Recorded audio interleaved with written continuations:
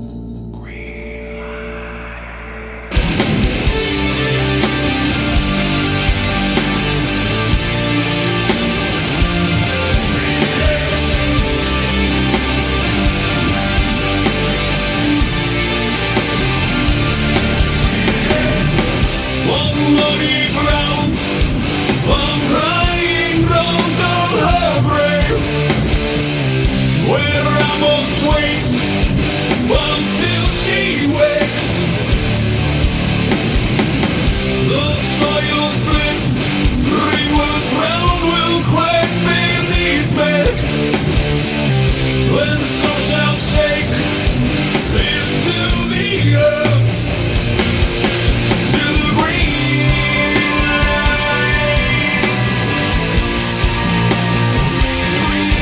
to the green light.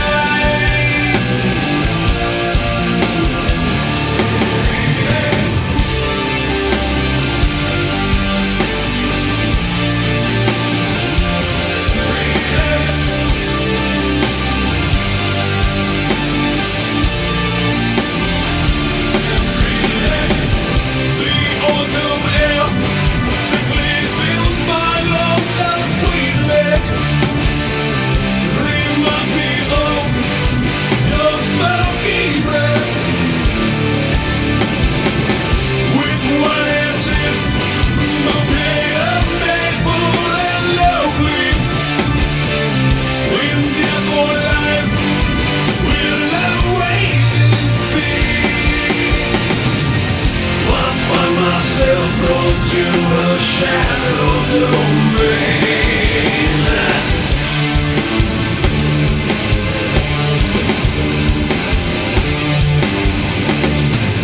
I find myself drawn to a shadow domain.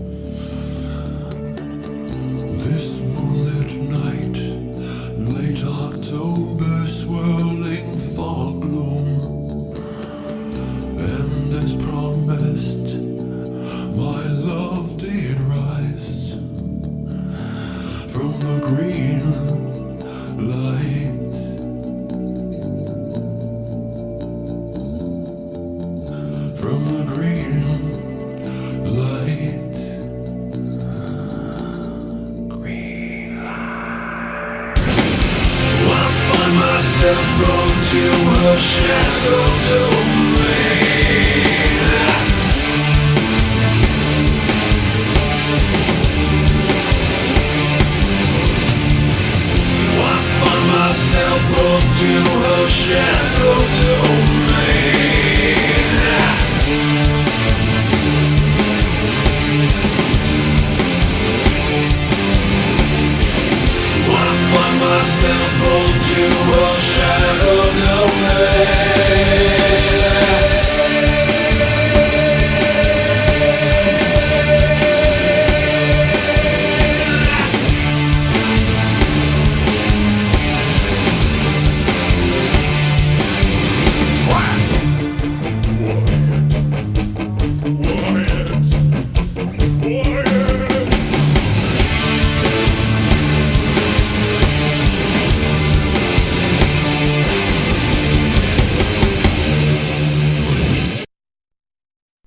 That was Creepy Greenlight, World Coming Down, Liver, Who Will Save the Sane, and then we kicked off with Everyone I Love Is Dead.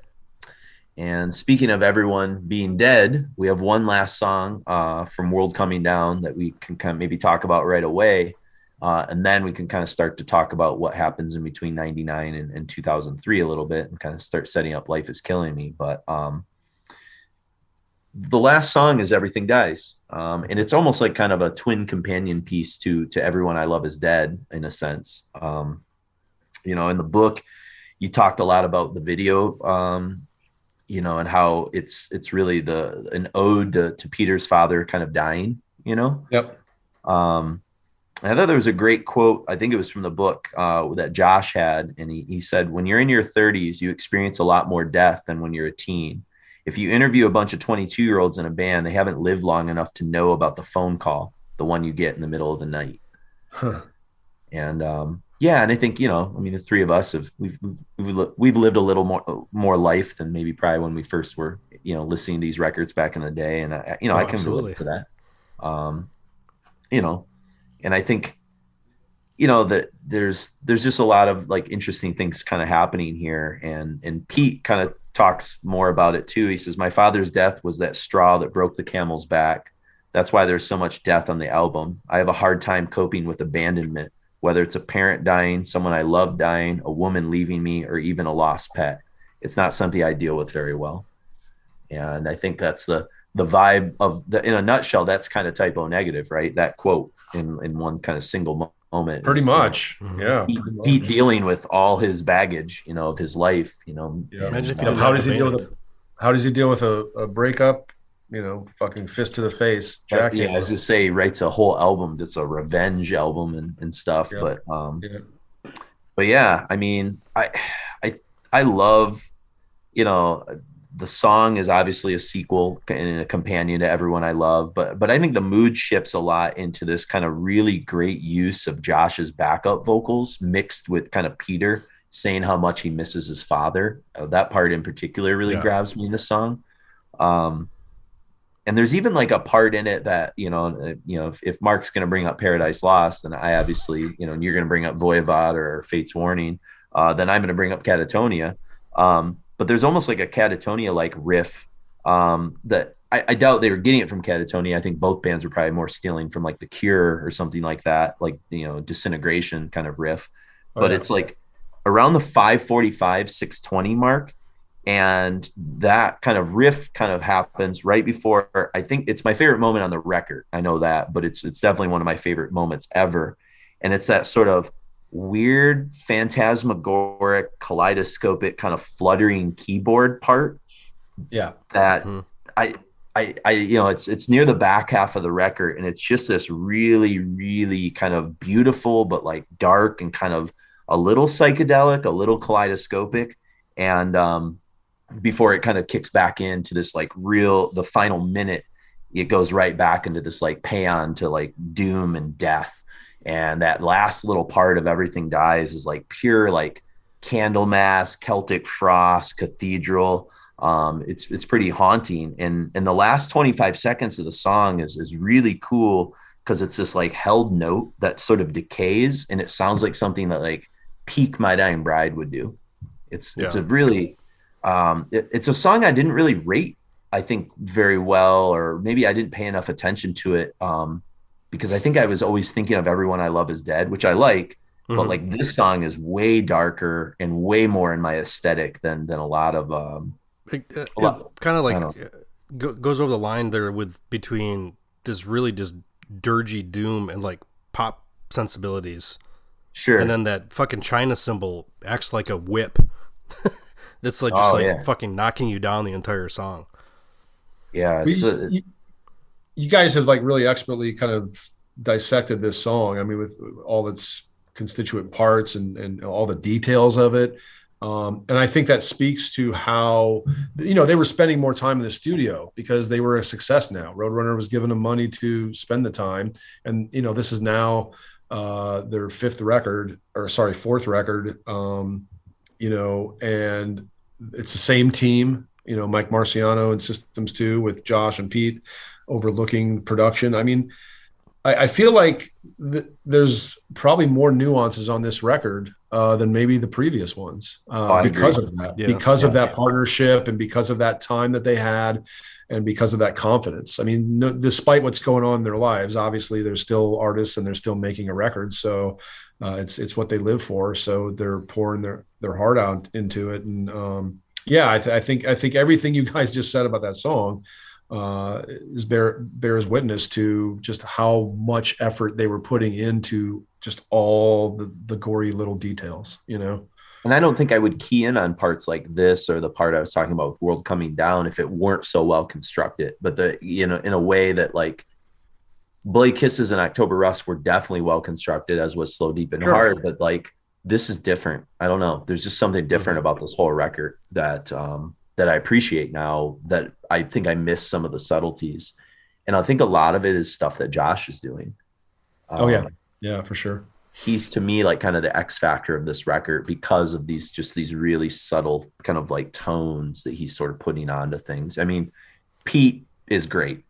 Pete's always been, out in front. I mean, he's a fucking incredible vocalist, his bass, all that sort of stuff. And, Kenny has had moments to shine with some cool solos and things in the past, but like, I think it's this record that really alerted me to just like how interesting Josh is in terms of what he's doing with the keyboard stuff. I'm glad. And I mean, how would you rank him as like a keyboard guy?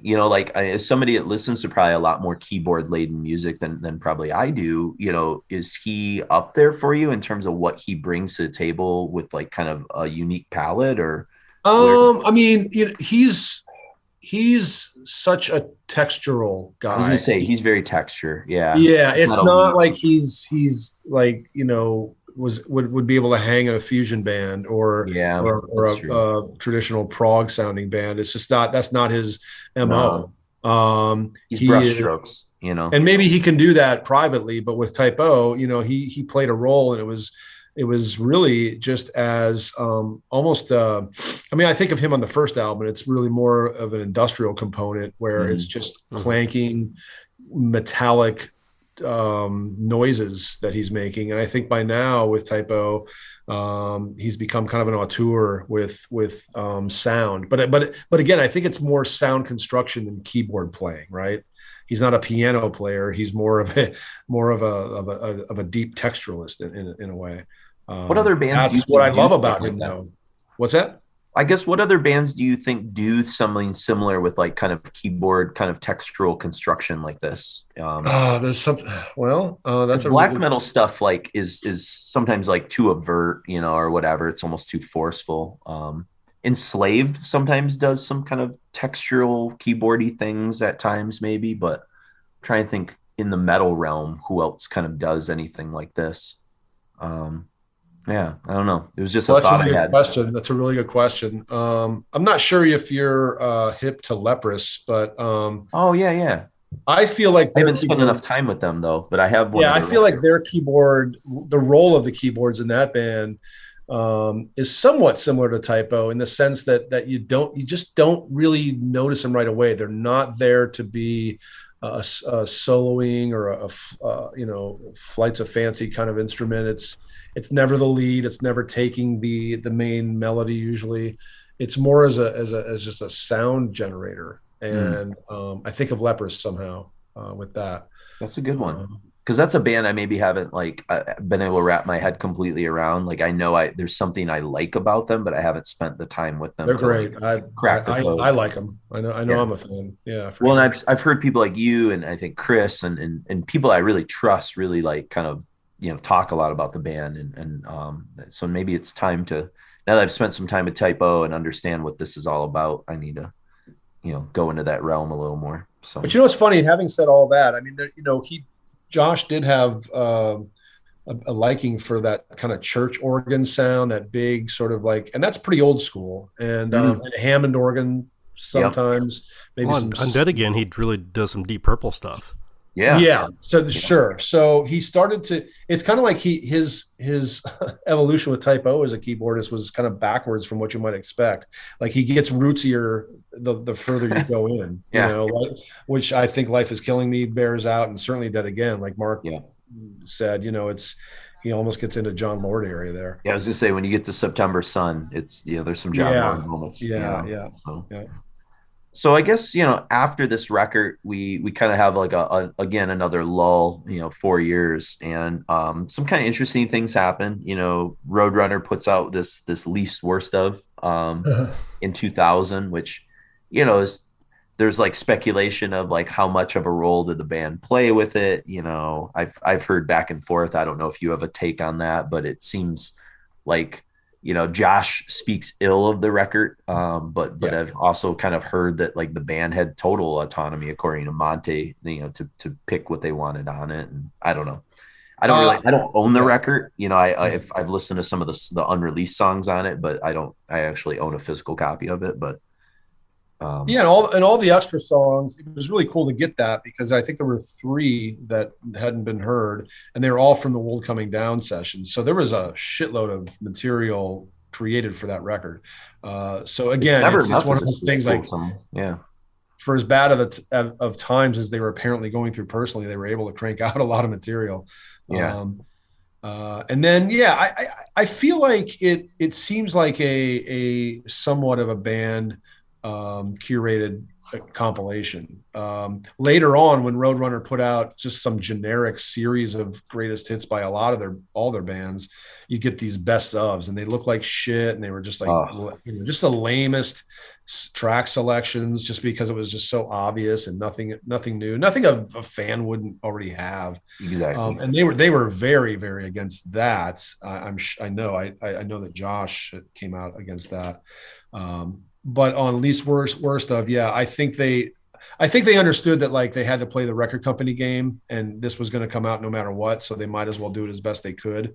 So you did have input. I know Peter with the selected the Coney Island ride thing, or maybe that was Josh, the ride that appears on the cover. Yeah, and I mean, cool. It's just it looks like the other albums in terms of its design. So I feel like, they were shrugging their shoulders, like, well, if we have to put out a best of right now, I guess we'll do it, Sure. And we'll do as best we can. So, I like those. And it was, a bit of a placeholder, because there were 4 years between World Coming Down and the next album. And Life is Killing Me. Yeah. That's a long time. And that, obviously the record company's getting anxious, need to crank out some product. So There you go. Well, and then when we get to Life is Killing Me, I didn't buy this when it originally came out. This is the first typo I didn't own right away. And like I said, I sort of, lost track of the band maybe a little bit by 2003, which I regret openly, but I was young and in college and idealistic, and I was blazing my own kind of weird paths of music. And but I think now when I think of this record in terms of the context of their catalog, I've really sort of grown to love it quite a bit. I mean, there's not a typo record I don't really love that in its own like weird personality, Yeah, same. But it's the last one that they're going to put out on Roadrunner, so it's kind of the end of that sort of story, and we'll talk more about that later. But Peter's kind of escalating substance problems, or the title Life is Killing Me. I mean, it's there, but he's never been.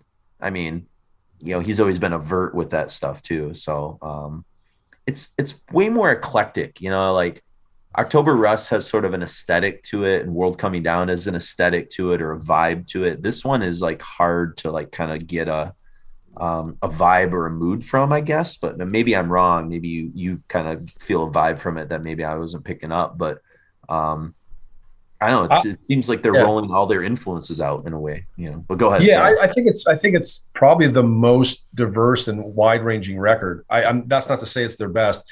For me, it's probably my least favorite if I was to rank the albums, but my least favorite by typo is better than most other bands' best albums. You know what I mean? Sure. Yeah. So I like this album a lot. That's all that means. I like how diverse it is. I just like that it reminds me a bit of that first version, and in my mind, the only version of Bloody Kisses, where you get segues, you get the heavier, darker tracks, you get the kind of more gothic, get the hardcore tracks. You get weird experiments in between. And you're just and you get the short punk tracks, right? You get We Hate Everyone and Kill All the White People. And I think this record moves in a very similar way. I mean, 15 tracks, you got a couple of, I guess they're called instrumentals. They're not like great performance pieces. They're more like sound clips.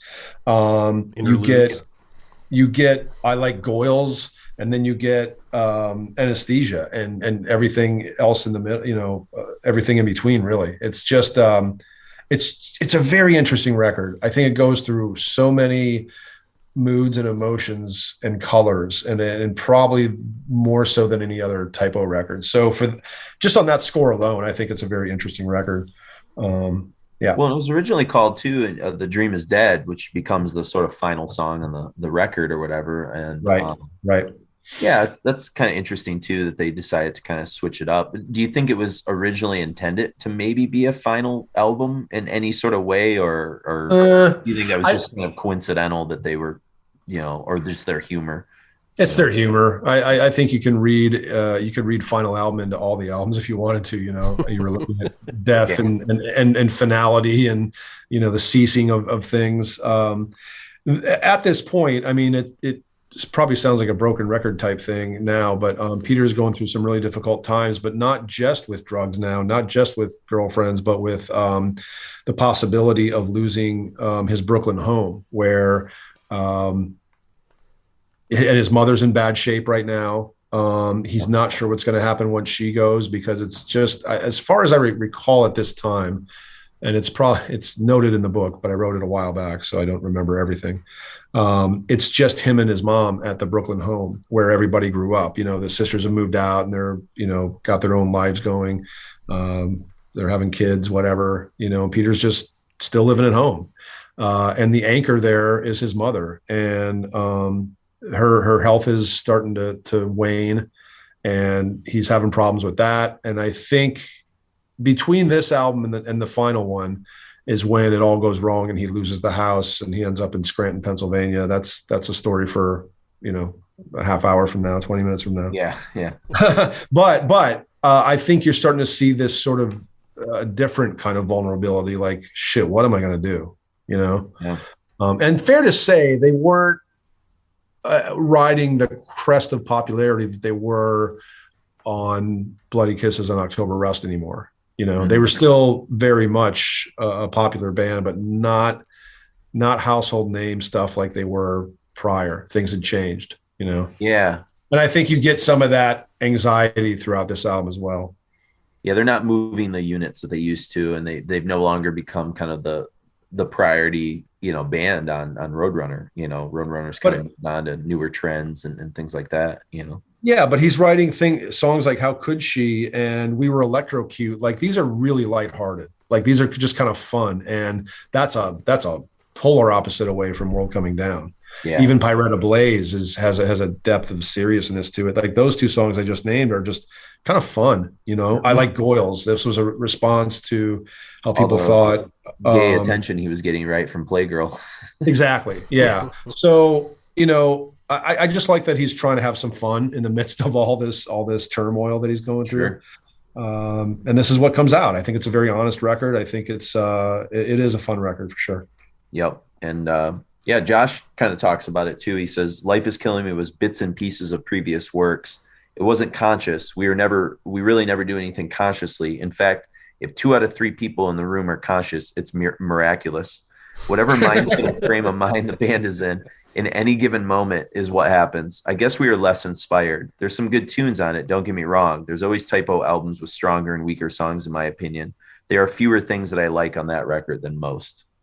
So yeah, which is still like not a tacit disapproval. It's just sort of like, it's a mixed bag, and I feel the same way. The highs, I feel the same way too. Yeah.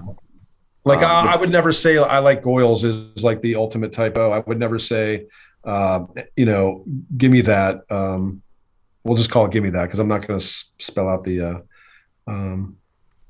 oh yeah the whole IYDK, et cetera, et cetera.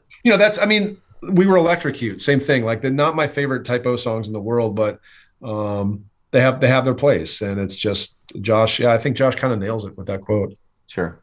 Yeah, and I think the songs that we kind of I tried to pick out, and I was kind of texting you back and forth yesterday, asking some opinions on some things. I was like, the title track or what was the big hit song that's like kind of the punk song on this record? I Don't Want to Be Me. Yeah, I Don't Want to Be Me. I was like, do you have a preference of those two? And you're like, neither of them Those are really my least two favorite. Yeah, and I was like, okay, cool. How about Less Than Zero? Because that's an interesting tune. It's got some different things going on for it, but. It was kind of tough to like figure out. I knew Anesthesia, and I felt pretty strongly about Just Best Served and Dream Is Dead, but everything else was kind of like I could grab any number of these songs and it'd be a talking point, I guess, but I don't know what's essential off this record. Well, certainly, again, if you're like trying to circle around the wagons around the doom thing, right? Well, it's not going to work to put I Like Goyles on there. Yeah. It's your show, so you can do whatever the hell you want. Hey, no, I like to curate, especially you're kind of you're the centerpiece of this, having written the book and stuff. So it's nice to like get songs that you enjoy talking about too. I mean, I don't want to, it's not like I'm forcing you to listen to the songs or whatever, but at the same time, I was trying to just pick your brain on what you thought was essential off this record, because I was really struggling. At a certain point, I had a few anchors, and I was like, man, I don't know what the other song might be. So well, it's like Todd Ship Gods. It's a really good song. It's just it doesn't pop to mind right away. Same thing with Less Than Zero, which is great, but I think these are, I don't know, for some reason those songs never leap to mind as highlights. Again, fun listen and such a different record in a lot of ways than the predecessor. So I guess we'll get into the tunes we did pick out here. Just Best Served. This is it's still got doom, as is evident here, but the intro to this song, and I'm curious what Eagles. What's that? The Eagles. Oh, you got Eagles? Hotel California. Okay, here, this is interesting. So that's Mark's lens. Here's my lens, and I'm curious what Jeff's lens is. I get like a big, moody, like hair metal vibe, like Cinderella, Nobody's Fool, Kicks, Don't Close Your Eyes, or even Dockin' Alone Again. Oh, wow. And even the opening verse of Tesla, Modern Day Cowboy, when all the music comes out, it's just that sort of like a weird acoustic thing. Again, I grew up with that in my, elementary years. So that's probably why I'm seeing it. But those are the vibes I was kind of getting. But I can see or hear the Eagles too, now that you say that. Jeff, do you have something to add fuel to that fire? Wow, I that's those are such beautiful comparisons that I just don't want to ruin it. By the way, I hate the Eagles. I'm just like Jeff Lebowski. I'm not a fan, but I recognized it. I hate the Eagles too. Yep. I don't hate Alone Again by Dokken, and I can actually see that. I think there must be some similar kind of chord sequence or melodic sequence. Yeah, that's all it is. I don't think Typo was sitting around listening to Cinderella records, but no, but I get you. I get that there's that vibe there, and I think you're spot on. So, well, let me put it this way: when I was a third grader or fourth grader, and I heard Nobody's Fool and Don't Close Your Eyes for the first time, as a third grader and a fourth grader, they felt important to me. Sure, I can see that, because they felt like darker and deeper than like most of the sort of 80s bubblegum hair metal shit that I was kind of listening to. It wasn't Every Rose Has Its Thorn. It was something. But that song was like, that wasn't deep to me. Like I liked it because I was the. That's what I'm saying. That wasn't deep, where these other ones were. There was something moody. Yeah, there was like a moodiness or something like that to it. So, but yeah, I mean, it's a great song about revenge. It's got a little more kind of levity and than maybe Slow, Deep, and Hard had, in terms of revenge. It's not as brutal. It's a little more subtle with that. But the whole song kind of is a real cool calming vibe, I said. And I love that there's kind of a cool like little Danzig like kind of breakdown around the 3-minute mark that also has a great, and Mark brought this up earlier, a great Tom G. Warrior grunt in it. Well, yeah, he was a Frost fan. Yeah. It's funny because this song also, and I'm not desperate to like make correlations way back to the beginning, but I do think there are some parallels. One of them is in the lyrics in this song, which is rotting bodies of enemies cannot smell sweet enough to me. I mean, that sounds like early Typo or even Carnivore. Yeah. And then he continues, what is the price of a friend who would carry out revenge? Again, we get back to the theme of revenge, which was basically the first album in its entirety. So I think I like that we can sort of draw parallels to that older Type O, even in a record like this. A lot of things with Pete seemed personal. Was this a personal, like, did he have like a big beef with a friend that was going on this time period that you I'm knew? certain. I can't think of one in particular, but I'm certain that he did. Yeah. I think it was all personal for him. I mean, even something like How Could She, which is about sort of female TV show characters, that was personal because he grew up with a lot of this stuff. He grew up with Judy Jetson. He grew up with the Munsters, and so he's not just, hey, let's just have some fun. This actually goes back to his youth and connection with female characters on TV. So I think, long way of answering your question or your statement is just like, it's all personal. Sure. And I think we're not going to play it. So I want to mention Nettie, which is about his mother. Yep. And we hear what might be the lowest Peter Steele voice on that song. And I think it's gorgeous. I think it's an absolute highlight of this album, of his whole career, actually. Well, Jeff, there's still time to play Nettie. We could play it instead of Less Than Zero if you want. Do you want to? Again, your show, man. Let's do it. It's a tough call because let's this album is clearly packed with songs. Now that we're talking it out, there's a lot of choices here, right? Sure. Yeah. No, I think we can swap that out instead of Less Than Zero. We're not going to play it in this next set of music, but we'll play it. Fair enough. We come back. So yeah. Fair enough. I like that. So save your Nettie stories for then. All right, and we'll dive into it. But yeah, no, I was going to bring up Nettie regardless, just because it is such a big part of this record, But I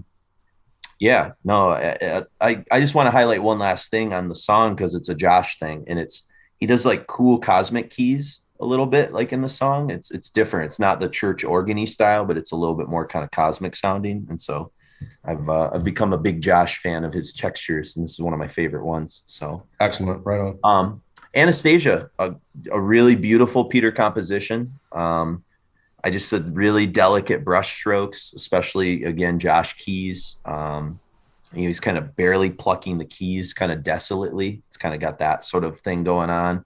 There's like some harpsichord kind of like parts that are in there, and even some like atonal like black metal organ kind of throughout it a couple times. It's one of my favorite Josh moments on this record, certainly. And it even gets a little bit kind of kaleidoscopic in the middle of Anesthesia too. And I think you described it in your book as like kind of cinematic sounding, the whole song, and I think that's a really good way of putting it. This song became a big fan favorite, probably one of the most notable on this album for the entire fan base, I would think. Yeah. What do you think kind of grabbed people about it? Just kind of how like loose and open it is a little, or that I think that cinematic quality, people want that from this band, and it delivers. I just think it's quintessential too. It's an album that's just kind of going every other way, and I don't think there are that many people that, if they're being honest, are 100% satisfied with the whole thing. So I think once a song like this comes on, you're like locking into it completely, because this is kind of what you're hoping for on this, on a new Type O album. I can't delve into it any more than that, other than that's just my feeling about it. Sure. It comes after a few kind of cute, or just, I don't want to say throwaway songs, but just, less important songs. And then this happens. Yep. And then this happens. Like, wow, it was powerful that way. And I want to talk about the last couple minutes of it, because I think that's another highlight of the whole record for me. You get these kind of atonal, I almost wrote like raga sort of like kind of textures going on in the last couple minutes. And then in that final minute, I just wrote, Peter is an open nerve. It's like sheer pain. And and then Josh kind of quietly leads us out of the song. It's like, he like opens himself up vulnerably, Peter does, with this kind of like painful part, and then like Josh just kind of quietly, I don't know, it's just it's a different type of composition than almost anything I've heard them do before, which is great to say by, album 5 or album 6 or wherever we're at this point, that they're still surprising people, Well, that's another reason it's probably resonated with the fan base so much, is that it is particular, right? It's singular. It's not, doesn't remind us of anything else they've done. And then it's sort of that kind of piano sort of leads us kind of just directly into Drunk in Paris, which is like this little kind of folkish, almost like sonata, kind of like linkage type song, some kind of Led Zeppelin Stairway to Heaven kind of vibes a little bit, and then it bridges to The Dream is Dead. And I believe, is that the album closer? I can't remember. Yes, that's it. It goes out after that song. Yeah. And, originally Dream is Dead was called Valentine's Day. It's got great lyrics, arrows fester in my heart, each memory another dart, love and death, both colored red, showing my past, the dream is dead. Yes, that's great. It's type O. I know, Mark, you kind of talked about the lyrics jumping out to you, but that's one of my favorites. It's definitely a lovesick lament. It's very morose, all that kind of stuff. It's got a very and a great farewell Danzig song. intro riff. Yeah. Yep, for sure. But yeah, it is. Life is killing me. I think you summed it up well in saying that it is kind of this like highs and lows and this eclectic kind of mess. But I think when you sort of sift through the mess and grab out some of the highlights, it has some nice highlights. But yeah, I think you're right. This would probably rank low for me as an overall record, but I do like a lot of the songs here, so yeah. Mm-hmm. So let's get into it. We've talked enough, obviously. It's our MO here at Requiem, but we've got everything, guys, from World Coming Down to kickstart everything, and then we got 4 songs from Life is Killing Me: A Dish Best Served, Anesthesia, Drunk in Paris, and then The Dream is Dead.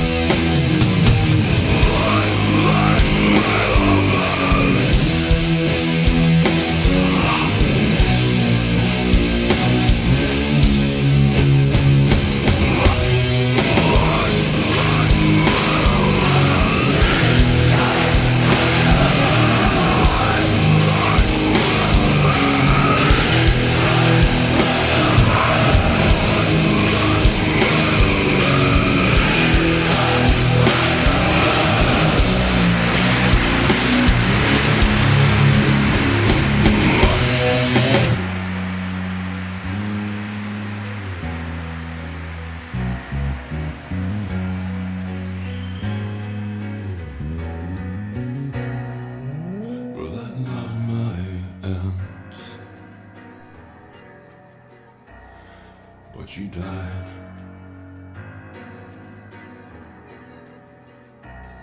And my uncle Lou, then he died.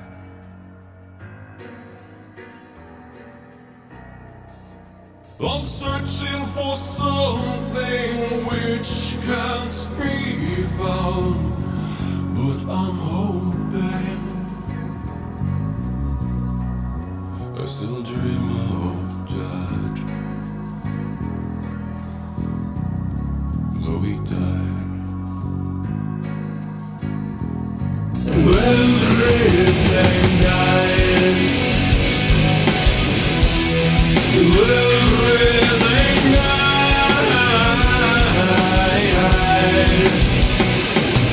I'm not so sick. She might die.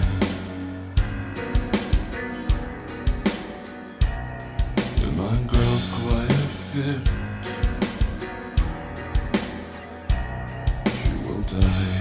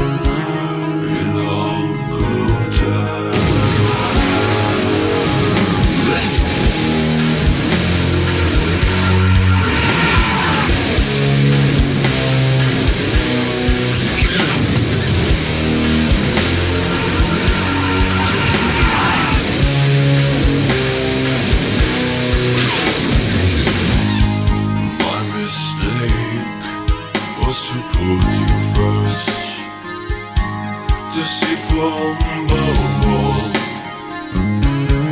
was so soon to burn. I used to believe in just us. I'm a fake lion, my own just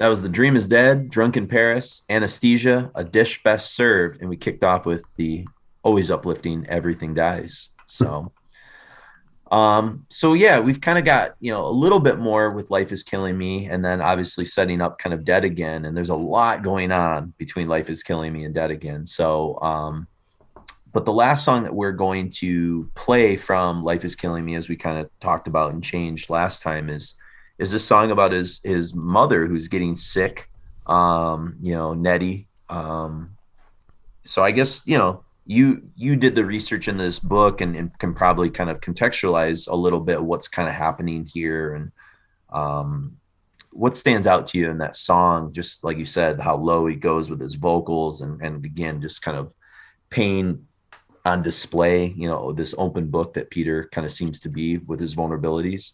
Yeah, I mean, the first thing I ever think about with this song is his vocal. I think it's just he has such control over the really, really low register, and I think it's about the lowest he gets in his register on any type of album. And I think it's beautiful. The delivery is so heartfelt, and it's about his mother. And you know, I don't want to paint the relationship between his mother and himself as perfect. Of course, it wasn't. It's family. It never is. But he had a deep love for her. And you know, it's pretty obvious to see at this point that not only is he no dummy, but he knows that her time is limited, as all of ours is. And I think he was kind of facing that at this time. And of course, it's maybe a component as to why he wrote the song in the first place. He kind of knew that she was going to be ailing here pretty soon. There were signs. And so I think that was shocking to him. He feared the loss and the grief of perhaps the most important person in his life. And it's a mother dying. I think anybody who's ever had a mother die, unless you're estranged for whatever reason, you know, that's tough. That's a really, really, really tough loss. So he's facing that. And he's also, I only know this because, you know, I researched things and found out things in the book that I wouldn't have known previously. But when I listen to the song now, I hear Peter not only, you know, making a tribute to his mother, but really worrying about his future for real. Like, am I going to be able to keep this place? Can I afford it? At this point, I mean, it's in the book, so it's no secret. He'd kind of lost his fortune, his savings, he just lent a lot of money away and was very free with the money. And, you know, he was, I think, very, very anxious about what he was going to do after his mother died in terms of the house, which he did eventually lose. Just couldn't afford to keep it. So, you know, it's, you know, this is a very emotional band to begin with, whether it's anger or love or everything in between. But this one is really heartrending for sure. I just think it's one of his most beautiful outpourings, no doubt. Yeah. No, agreed. So I'm glad you righted the ship in terms of what this mystery song that we wanted to play from Life is Killing Me is. So, yeah. And, you know, the aftermath of this record is, even before you get to Dead Again, is, you know, got to be one of the toughest periods for this band in terms of, you know, the long tour that sort of happened from Life is Killing Me was exhausting. Peter's health issues are starting to kind of accelerate a bit. They had to cancel a proposed tour in 2004 with Amorphous because Peter had some, you know, heart defects, which might have been related to, you know, some of his extracurricular activities. You know, there's stuff going on with this woman, Liz. I don't know all the sort of details, or I didn't kind of delve back into the book to sort of find those sort of things out. But he's, you know, again, going through the pains of I don't know if it was a breakup or just a on again, off again kind of relationship that seems to be sort of happening. And then he gets to Rikers. You know, he gets into some legal trouble, I guess, a year later, and spends, I can't remember how much time he spent, but it wasn't long, but still, you're at Rikers, you know. Yeah, no, it was due to some violence he perpetrated. Yep. Because of rage. I mean, we go back to the first album. Yeah. It kind of became real. And I think that was humbling for him. He got through it, but he was never quite the same. And then within this whole era of several years, he lost that Brooklyn house. The family chose not to keep it. His mom died in 2005, so 2 years after. Life is Killing Me. Yeah. And by 2006, or maybe even 2005, I can't remember the timeline exactly. I'd have to look at the book, but he was floundering. He was wondering where he was going to live. He ended up in Pennsylvania through a series of circumstances. We'll just say it that way. It gets kind of complicated. Sure. And he finds a girl there that he ends up shacking up with, and I don't want to give away too much, but he does. I don't know if we're ready for this, but he finds religion. Yeah. Yep. I know that kind of comes. Yeah. I mean, yeah. This is kind of, I think 2006. It's he revives carnivore. And then his kind of Christian faith kind of starts to come back in a way. It does, because he grew up Catholic, and a lot of the themes of the second Carnivore record, well, he's certainly like something like Angry Neurotic Catholics. He always considered himself an atheist back then, and just he was defiant of the Catholic Church, and I think for good reason. He saw what a lot of Catholic kids do, and was kind of disillusioned by Catholicism, I guess, over the years, sure. And just had no love for it whatsoever.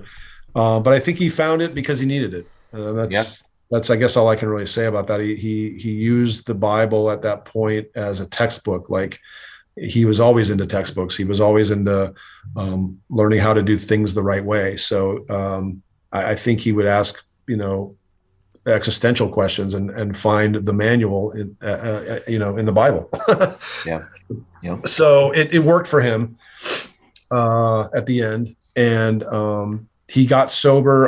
He did have some slip ups, but he was for the most part get clean by 2006. Starting to get clean, and living in Scranton, and living a pretty kind of humble and simple life, and going to church. I actually, after the book was written, I passed through Scranton on the way back from visiting a friend in Syracuse, and I found the apartment in which he lived, and then basically eventually died. That's where the ambulance came.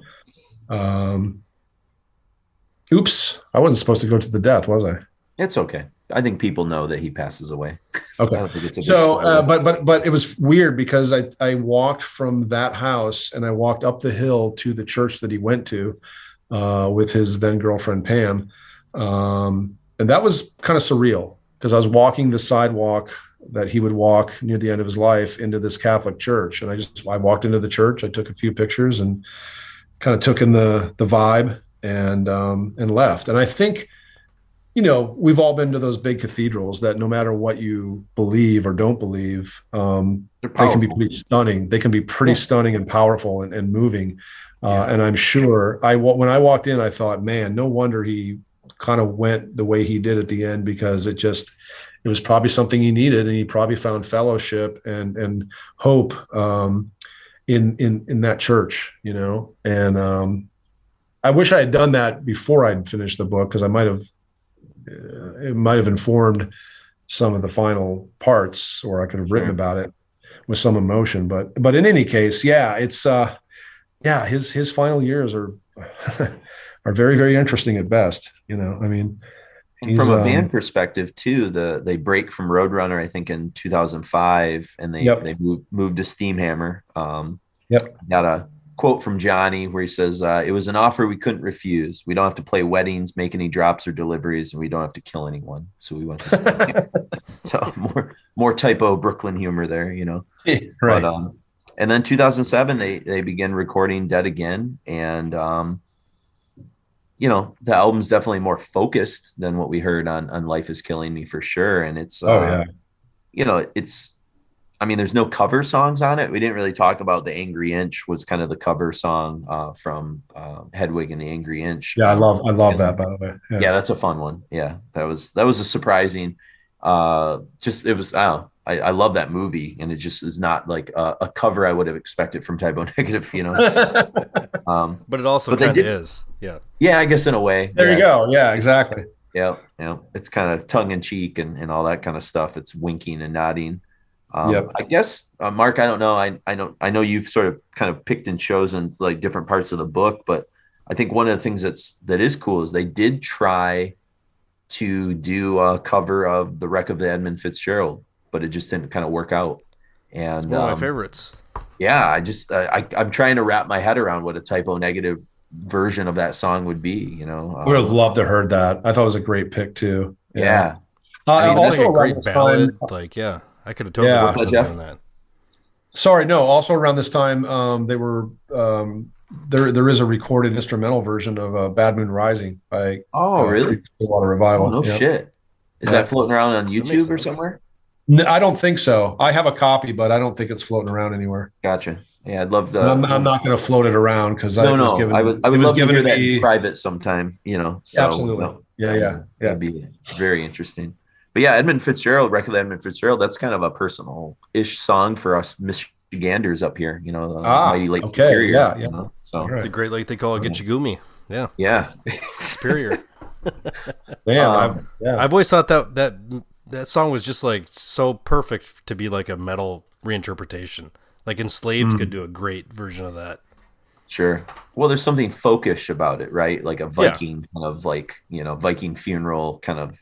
I mean, it's really what that story is, a Viking funeral on a ship, you know. So, but yeah. Maybe Hailstorm will get a hold of it for you guys.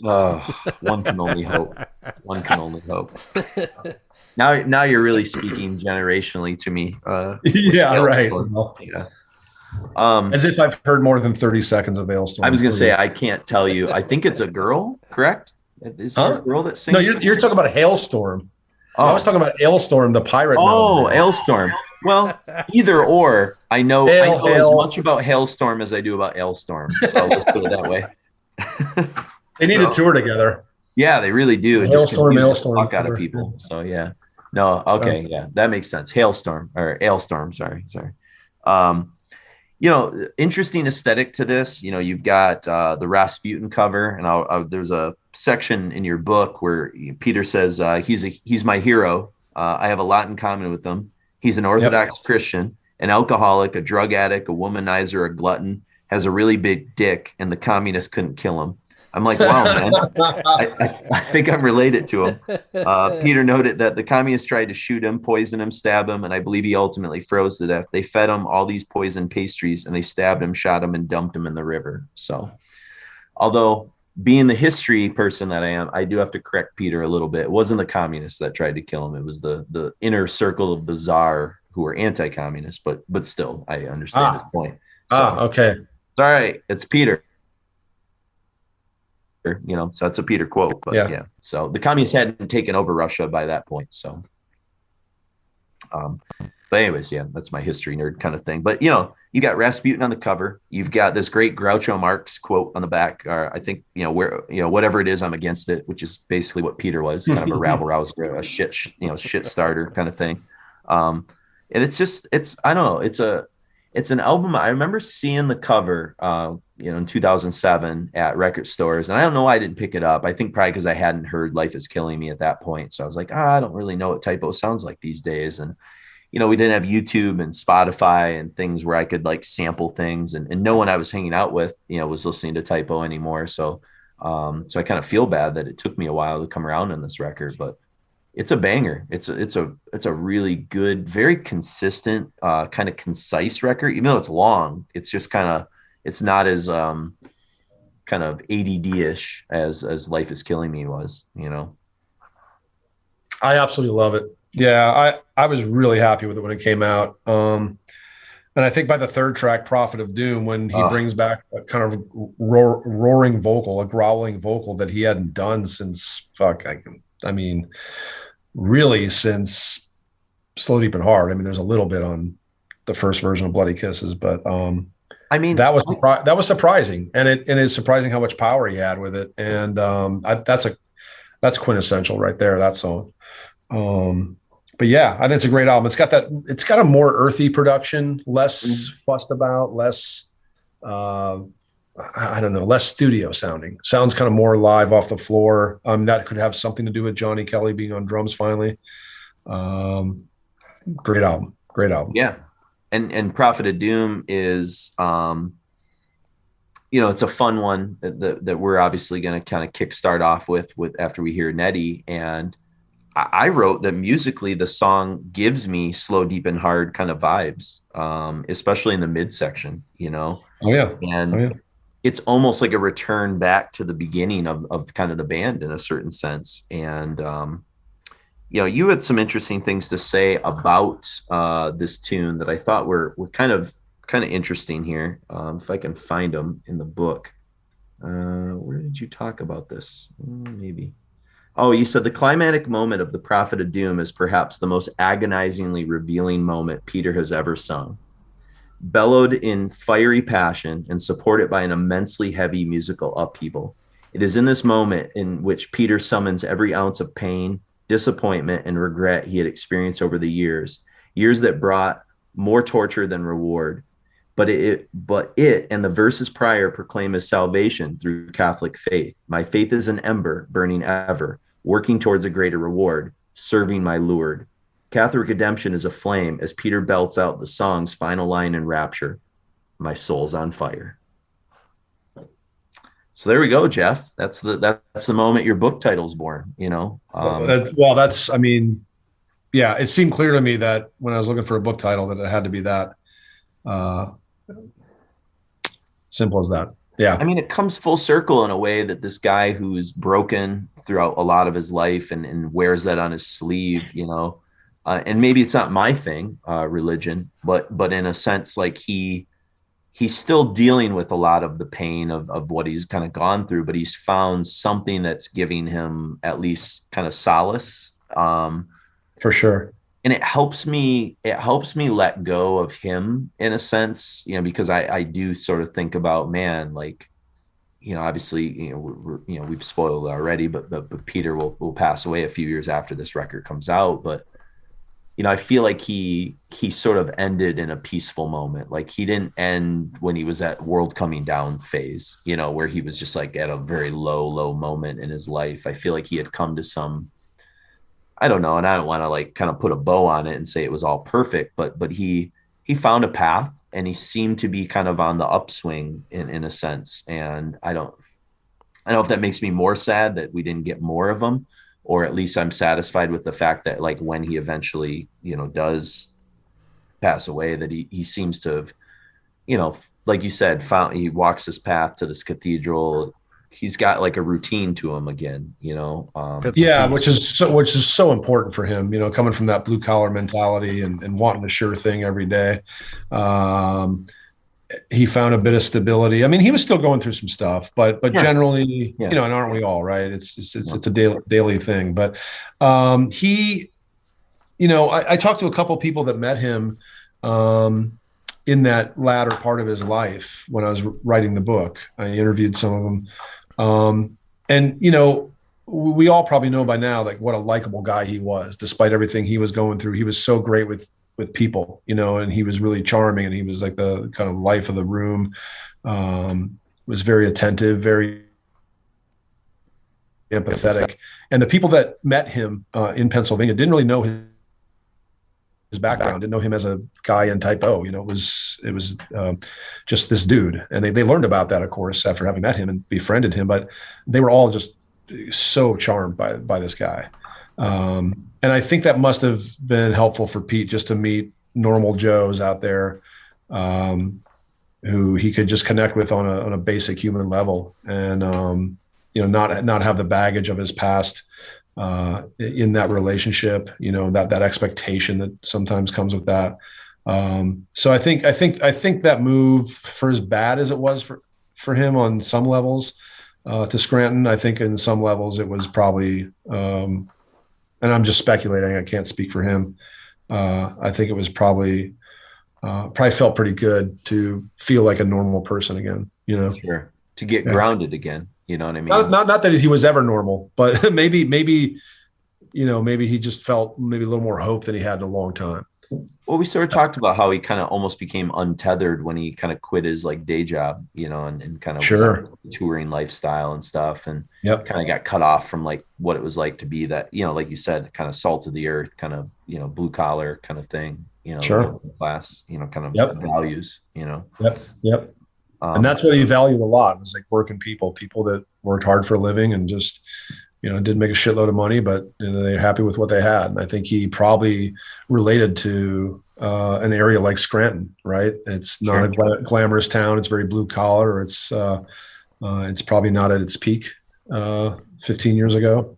He moves there right as you know, as Scranton is getting put on the map with the American office, right? He did. He did. Yeah. So, serendipity. So yeah. The one thing about Prophet of Doom that I think was also interesting that you brought up a bit, and we don't need to get too deep into it, but you know, it is this sort of kind of ominous tune about this kind of, you know, controversial kind of potential nuclear war, Armageddon, created because of tension between the you know, the three monotheistic religions in the Middle East. And you know, Peter kind of claims that he had become this sort of mouth or tool for God as he sort of rediscovered religion, and you know, it kind of rubbed Josh the wrong way a little bit. There was some of that going on too, which I thought was interesting, that, you know, Josh is this kind of Jewish atheist, and he's kind of annoyed that Peter's like not necessarily a born again, because Peter wasn't like a born again evangelical or anything crazy like that, but just, you know, those guys always seem to have a kind of a healthy creative friction. And this is like an added layer, I think, to their relationship near the end, you know?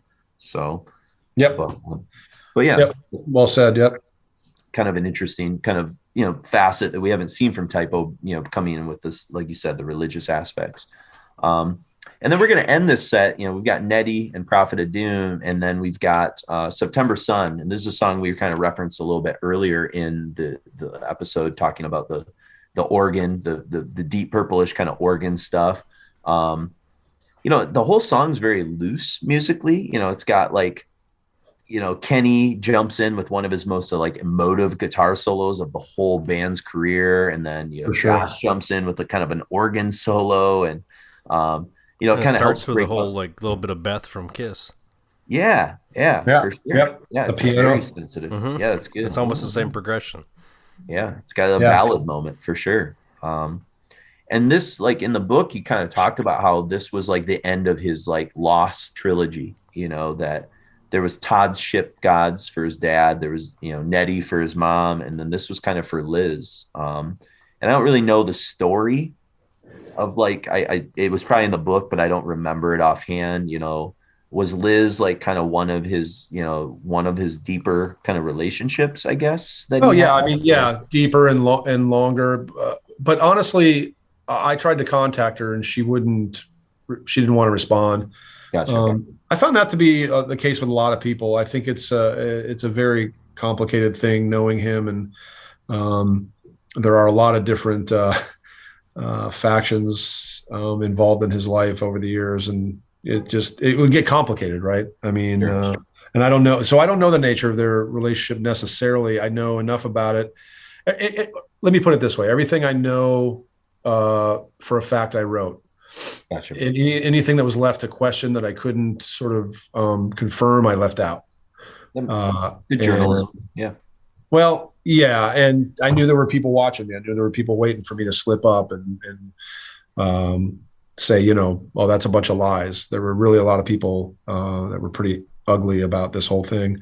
So I made sure to just print what I knew to be true. And in fact, and this is not important, but I do want to say that I have heard over the years still a few people, very vocal minority, you know, saying lies, there's lies in this book. And I have invited these people directly to come forth with corroboration of like truth, like what, show me what you're talking about. And I'll be happy to change it in a future edition. And it never comes forth. Nobody's got anything to say about these quote unquote lies. So I'm still to this day completely confident with everything I wrote. I just made sure to not print anything that I wasn't sure about. That wasn't corroborated. Yeah. And I'm into science, and I'm into changing my mind if it's proven to me. So, again, that challenge goes out there to anyone who might find either lies or untruths or just errors in the book. I will change them. The most I've ever changed is the call letters of a radio station that somebody brought to my attention that was wrong. So not too major there, but I was gonna say that's like I said, I did change them, and they came out in a second edition as the right ones. So, but I would sure like for some of these people to come forth, but they never do. I was gonna say, I think sometimes for a side that is trying to win without facts, perhaps they just want to muddy the argument or sully the argument, or that sort of thing. So they probably don't really have the facts to back it up. Well, I know where some of it's coming from too, and it's very complicated. This was this book put me on antidepressants for a while. I'm not afraid to say that. I've never been on those before. But some of the people I had to deal with, oh God, it was a nightmare.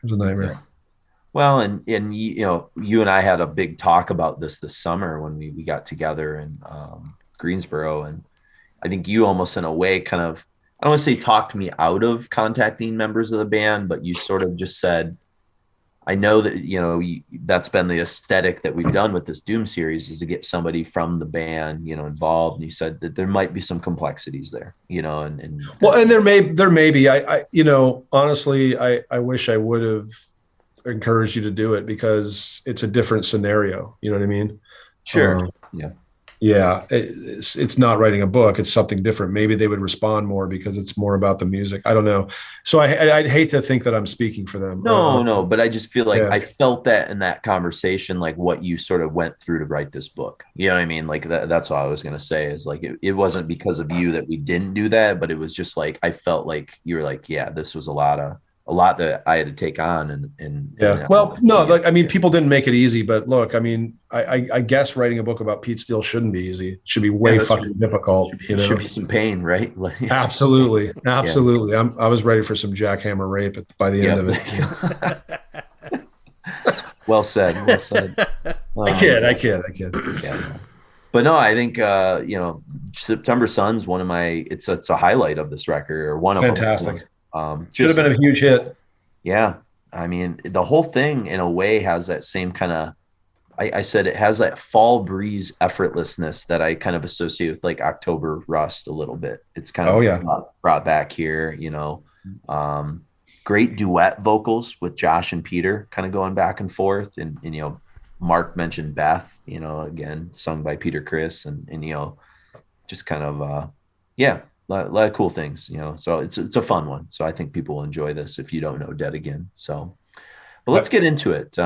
We've got Nettie from Life Is Killing Me, and then we got a pair of kind of big, epic, long songs from Dead Again, the aforementioned Prophet of Doom, and then September Sun, which has some very fun keyboards or organ solos, guitar solos, all kinds of fun stuff happening for it. So enjoy.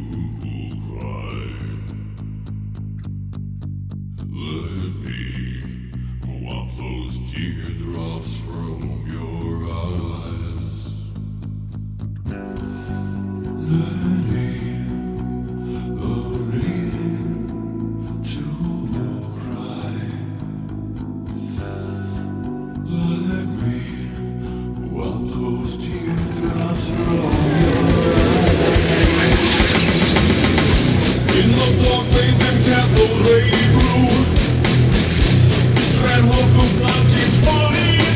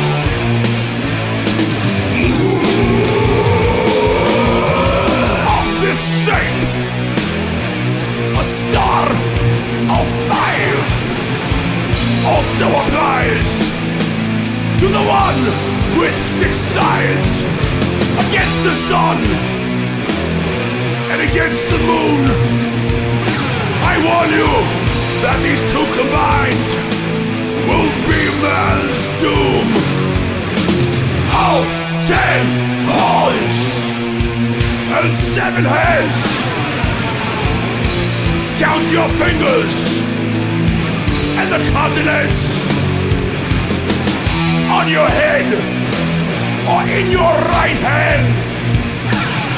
This new moral code, let the media demands.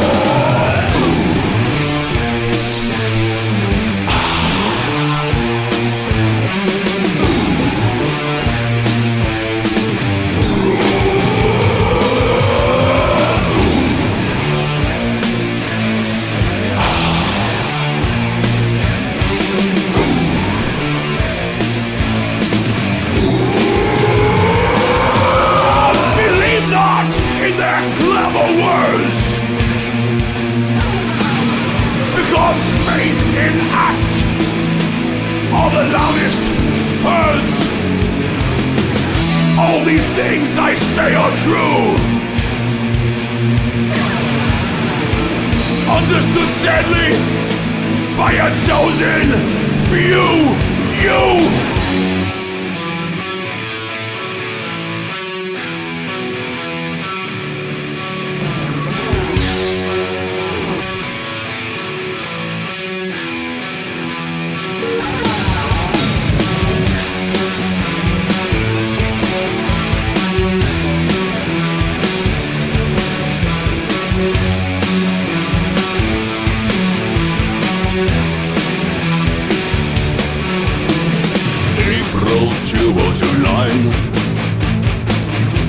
The final time.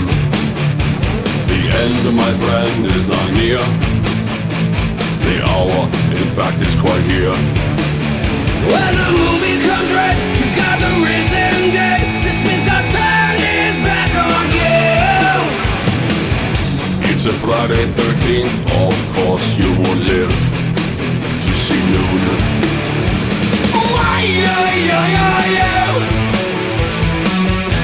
A brother to do.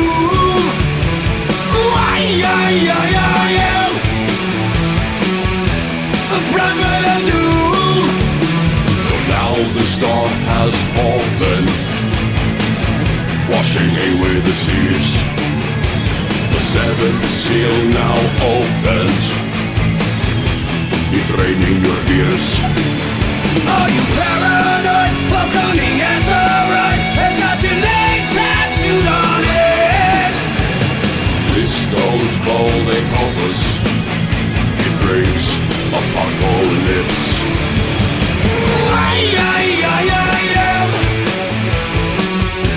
A brother to do.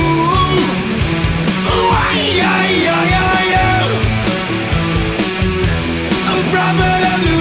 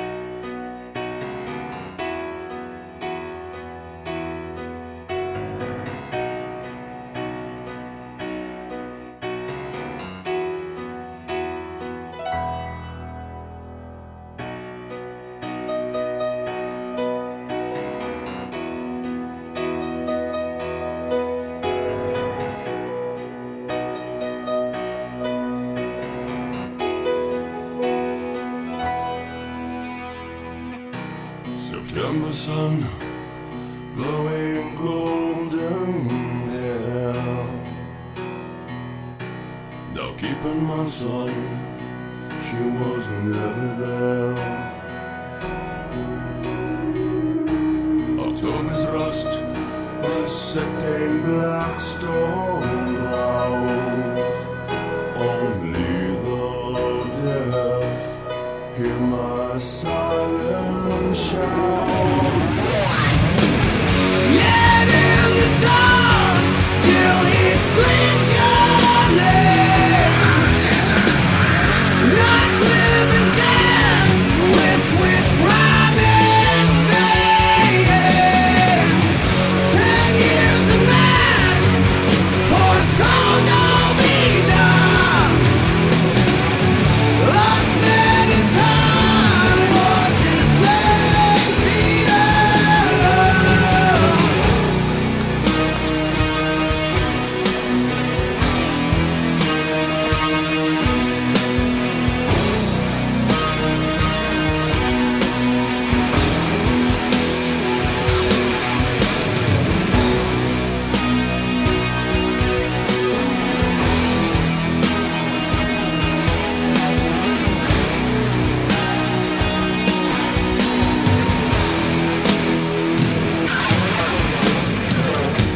September sun, rotted flatbush porch. I would have run then, had I known the cost. But on the race, turn your eyes to stone. Did it give you pleasure to steal my soul? Yet in the dark, still he screams your name. Nights living dead, with which rhyme and saying. 10 years of mass, for total vida. Lost many time was his name.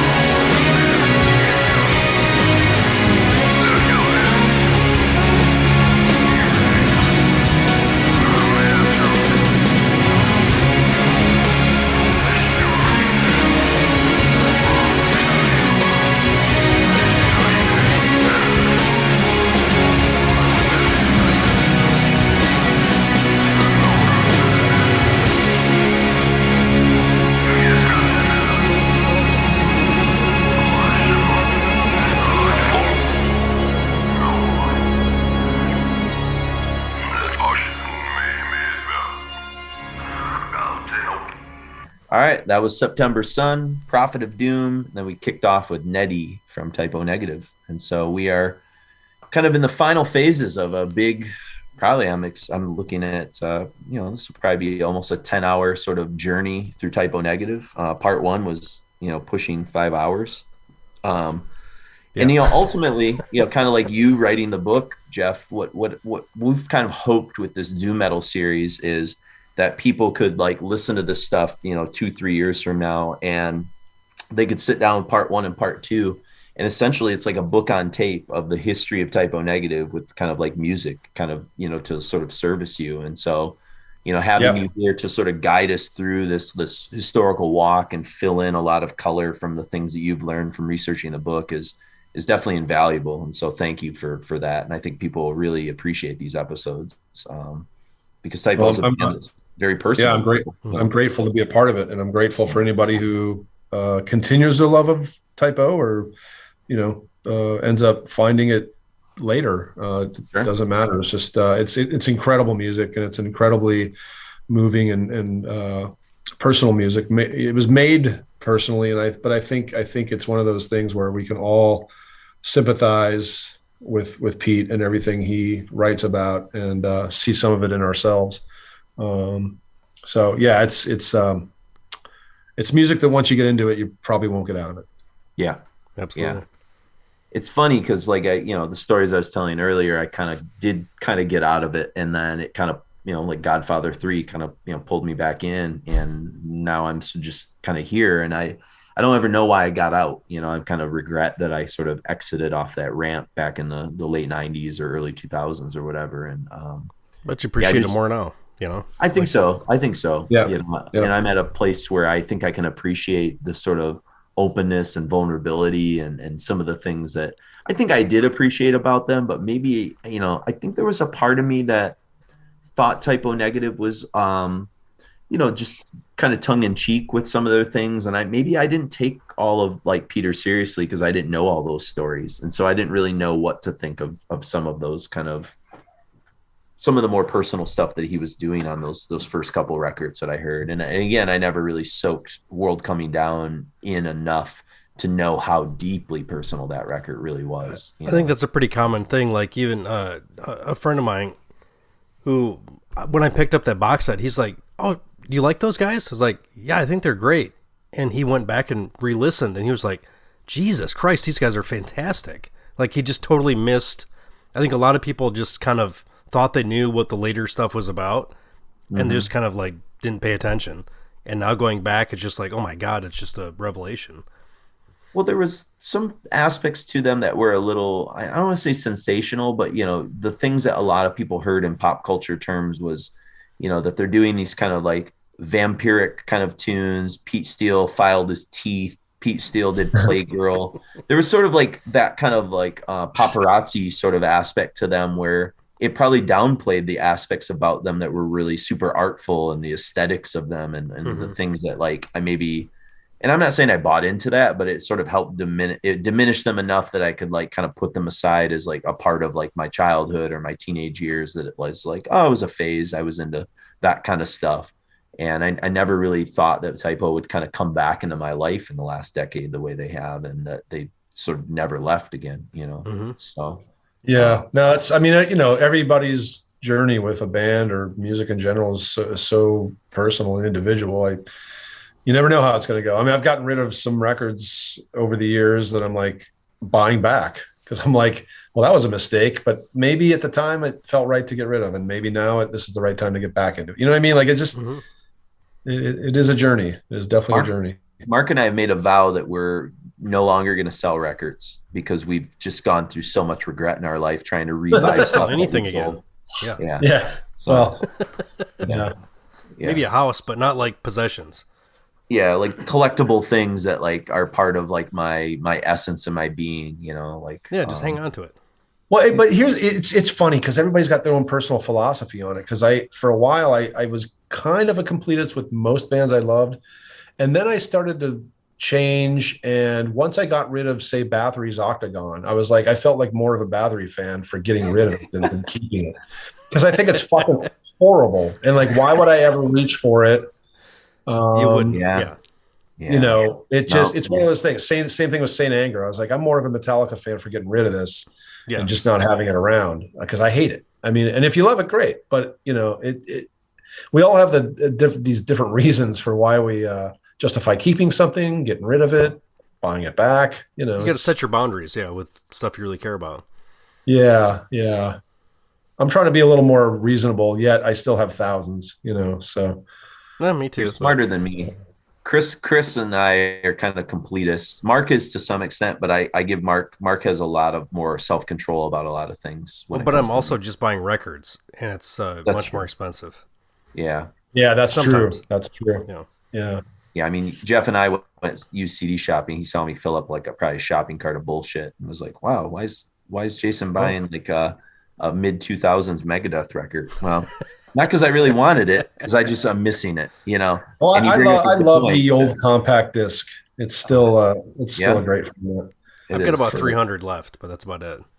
Yeah, I bought most of Mark's collection that I was missing, you know, when he decided to go all vinyl, you know. So yeah. So he knows where they are. People like us benefit from people getting rid of dumping off CD collections right now. Yeah, although CDs are starting to kind of like re-peak again. They kind of bottomed out there for a while, and you could find almost anything for fairly cheap. And now it's like everybody's kind of got a collector's mentality, you know. Yeah. Kind of interesting. So anyway, off the subject. Sorry. Yeah, no, this is good. Yeah. So I didn't read the final statement from Josh because he's talked about each of these records, and as we're kind of wrapping up Dead Again, he basically said this about Dead Again. He said, "Life is Killing Me was always a little too moderate for me. It's a little too much of what you'd expect the sum of Type O to be, and that always bugged me a little bit. And this one has more of its own identity, and it's more of a rock album. I think it's probably the most rock album that Type O's done. It has at least captured its own identity and still retains that Type O sound or trademark. This took on its own life. It's something that was good to accomplish with this record." So it's kind of fairly like vague about that record. It's kind of interesting. I don't know. So do you think like the band has like weird mixed feelings about this final record or no? From what you sort of poked around in? My guess is that they're all pretty proud of it. Okay. I would hope so. Yeah, it's a great record. Yeah, really. I mean, I'm sure Johnny's happy. Yeah. Josh just seemed like kind of, I don't know, he didn't have, maybe because it was too new. I think they interviewed him right as the record came out. So we probably I mean, and it's fairly well known that Josh was kind of on, he was starting to step out a little bit. You know, they had that they had a sub keyboardist on the Dead Again tour because Josh had committed to the EMT training. Mm-hmm. Yeah, at that time, and that's still what he does to this day, as far as I know. Yeah. And I heard from some other people that he was likely might not even be on the next record. I nobody can say, but I did get the feeling that some of the religious stuff bothered Josh. I think he's felt like he needed a more solid career, you know, because at that point, you know, only Peter would have been able to live off it in terms of, you know, songwriting royalty and all that. Although he was generous with the other guys regarding that stuff too. So I don't know. I do think that he was sort of half in, half out at that point anyway. So no matter what he thinks of the record, I think it was just his views on it might be a little skewed from just or less personal because he was less involved maybe. Yeah, I think so. So the song we're going to end with, and I figure we kind of get this out of the way, then we can kind of talk about the aftermath of Dead Again a bit. But we're ending with the appropriate sort of song that ends Dead Again, I think, which is Hail and Farewell to Britain, which I think is a good way to close out a show after 10 hours. And in your book, you wrote, on an album in which the longest songs are the best, 9-minute closer Hail and Farewell to Britain stands as a Dead Again highlight. Its resigned tone drags all the melancholy and doom of past albums with it, coming to life later in the song to condemn those who Peter felt had deceived him. While he had touched on these themes many times over the years, Hail and Farewell to Britain comes from a place of wisdom gained, something more accepting of human faults than the accusations he'd hurled at betrayers on albums past. The thrust that drives the bridge, beginning with the lyric, "Who is to blame?" quote, finds Type O hurling forth their most badass Sabbath-esque jam. Of all Peter had learned on a personal level, of all the lessons thrust upon him in recent years, he was not only getting better and understanding how to live in the frightening, difficult world he had resented for so long, but he was still improving and expanding his songwriting capabilities, as the flowing excellence of Hail and Farewell to Britain amply proves. And I thought that was a really nice way that Jeff, you wrote in the book about the kind of final composition that the band kind of puts together there. So, do you have any more thoughts about the song itself, or anything else to add about Dead Again before we kind of talk about the aftermath aspects of it? Or I think you kind of wrapped it up with my quote. Sure. I was going to say, I think you said it already. Yeah. I didn't know if your thoughts have maybe changed since you wrote that. Not at all. Not at all. I stand behind all of that. Mark, anything that you have to kind of add? I just thought it was a perfect kind of goodbye from the band in a sense, you know? Yeah, really. I mean, there's like weird, like Captain Beyond issues and like some Death Walks Behind. Like there's just so much stuff happening in it. It was just nice to hear them keep pushing the limits a little bit. Yeah. Oh, well put indeed. You know, and it kind of ends with this weird apocalyptic ending too, which will be kind of fun for people that maybe don't know this song. It kind of explodes into, you know, craziness at the end. And it, you know, it's, you know, for it being an accidental sort of end to the band, it kind of, it's apropos, I guess. So, so I guess there's no really way of kind of getting into it here. So we might as well just kind of push towards it. But, you know, after Dead Again, Steele kind of, you know, Pete found sobriety. Johnny has this great quote that I found where he says, he got through all of that. He was at a place we thought this guy's going to be around forever. We thought we were going to be another Motorhead, and we were going to go out there and do that until we couldn't do it anymore.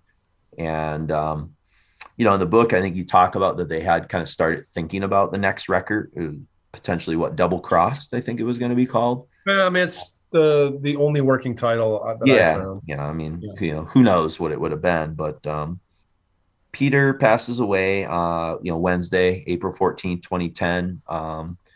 You know, I guess for people that don't know, you know, kind of how that went, we don't have to get into all the details, but it was you know, kind of a medical, it wasn't drugs or anything like that, as I think people assumed, you know. It wasn't like a pre-existing heart condition? Well, he had a pre-existing heart condition, and the cause of death given at the time was heart failure or something akin to that.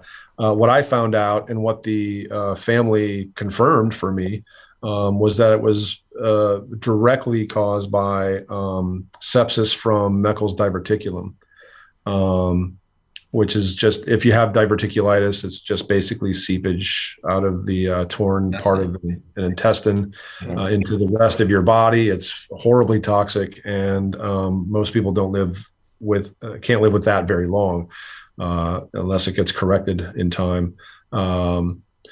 I had somebody recently explain to me who's also an EMT that is that the right term, EMT? I think so. Yeah. That's you're more susceptible to that with a heart condition, but despite all that, it can be a freak thing. You can get a little seed caught in your tearing your intestine or something. It can be a freak thing, kind of like an aneurysm can be.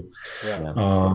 And he just didn't, you know, he thought for a time that he had got food poisoning. He would refuse to go to the hospital. This is all detailed in the book. Yep. And when he finally relented, and his girlfriend at the time called the ambulance, it was basically too late. And I believe he died in the ambulance. That's also in the book, on the way to the hospital in Scranton. So just freak thing. Probably could have been avoided had he gone to the hospital sooner, but you know, guys are, it's just, I'm okay. It's just, especially kind of working class kind of guys like Peter, you know? Yeah. I mean, he's no different than anybody else. I mean, you know, he was just being proud and thought he could handle it. And I'm sure he of course didn't know that it was going to take his life. It's just a freak thing, man. And, yeah, all his plans for the future were dashed. He was, some people told me that he was definitely going to be moving back to Staten Island to flip houses with Johnny and Kenny while they put the band back together and did more stuff. I think that's also in the book. Yeah, all hopes were dashed. The dream is dead. There you go. And Johnny had this to say, kind of as we, sort of put those sort of finishing bow. He just says, the music was an extension of who we were as people, but we were just 4 working class guys from Brooklyn. We made a mark, we're still revered, and they're keeping us in high regard. And that's amazing. And they ended up, I know you mentioned the book, they ended up planting a tree in Prospect Park in 2011 in honor of Peter. Yeah. I think it was pretty cool. So, yep. I went to that tree when I was in New York for just interviews with the sisters and Monty and other people from Roadrunner. Went to that tree, saw his house, just tried to take it all in, Sure. Yeah. We had this is kind of cool. Mark, when we were kind of in between, I think you were off mic. I reminded Jeff that he was part of something that was pretty cool from Decibel that he forgot he wrote. And it's the top 30 greatest extreme vocalists of all time. And Peter Steele came in at number 2, just behind the esteemed Tom G. Warrior, which is not a bad person to lose to, I guess, if you're, And Jeff, you actually wrote this little entry for this. And so I kind of told Jeff this is a little bit of this is his life, because he kind of forgot. Yeah, I'll take your word for it. Yeah. Here's what the esteemed Jeff Wagner had to say about Peter Steele being this great vocalist. And I think it's a good kind of summation of as we kind of wrap things up here. It says, the music of Peter Steele isn't a soundtrack for the good times. It is the public bloodletting, both compellingly disturbing and hilariously macabre. And when he lords over the genre-blurring noise with that voice, it's hard not to sit in awe. Just as you'd feel a charismatic force as soon as he walked into a room, you're listening to an extraordinary vocal talent when you witness his oppressive roar and ghoulish, seductive croon. With every syllable sung, Steele was pure presence, whether it's 1985's Predator, some lines constructed of 19 frantic syllables spat out in 4-second bursts, 1993's theatrical Christian Woman, or the moments when everything in his vocal arsenal intersects, like Prelude to Agony or The Prophet of Doom. Steele dominated. He didn't overthink it. He did this because he had to. The downward spiral misery of Typo Negative's white slavery and deep grief of Everyone I Love Is Dead were afflictions he woke up with every morning. The demons he yelled against in Carnivore's inner conflict haunted him daily. The passion in his 2003 ode to his mother, Nellie, was as real as the blood he dripped each time he would cut. And he did bleed the genuine sanguine article for us and for himself.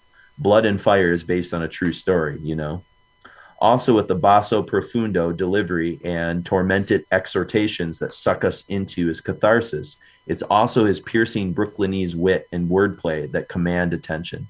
Steele's lyrics span post-apocalyptic survivalist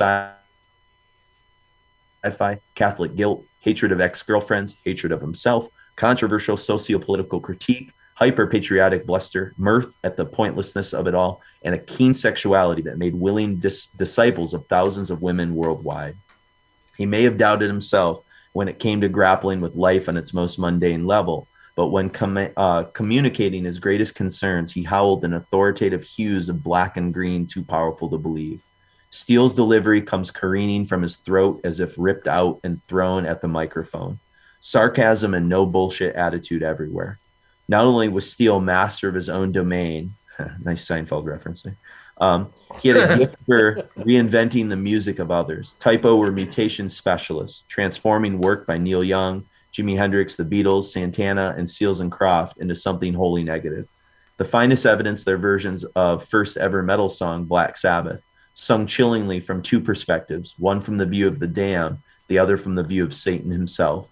If only Steele lived to bellow and provoke further, if only they might have covered Roxy Music's In Every Dream House a Heartache in laborious slow meter with diseased vocal gloom hovering above. Still, Steele gave us plenty. You hear about people giving till it hurts. He gave till it hurt no more. So that I thought was a nice summary of everything I think we've kind of talked about these last two episodes, and really hitting on some stuff that is really cool. So thank you, Jeff, once again for those words. Yeah. So I don't know if you remember writing them. Yeah, I remember that now that you read it. It's funny to hear. I think it's interesting how I would be so crass as to like put my wish list cover song in there for that Roxy Music tune because I could see him doing it. It's always been, I don't know if you've ever listened to a song and gone, God, that would be covered well by X band.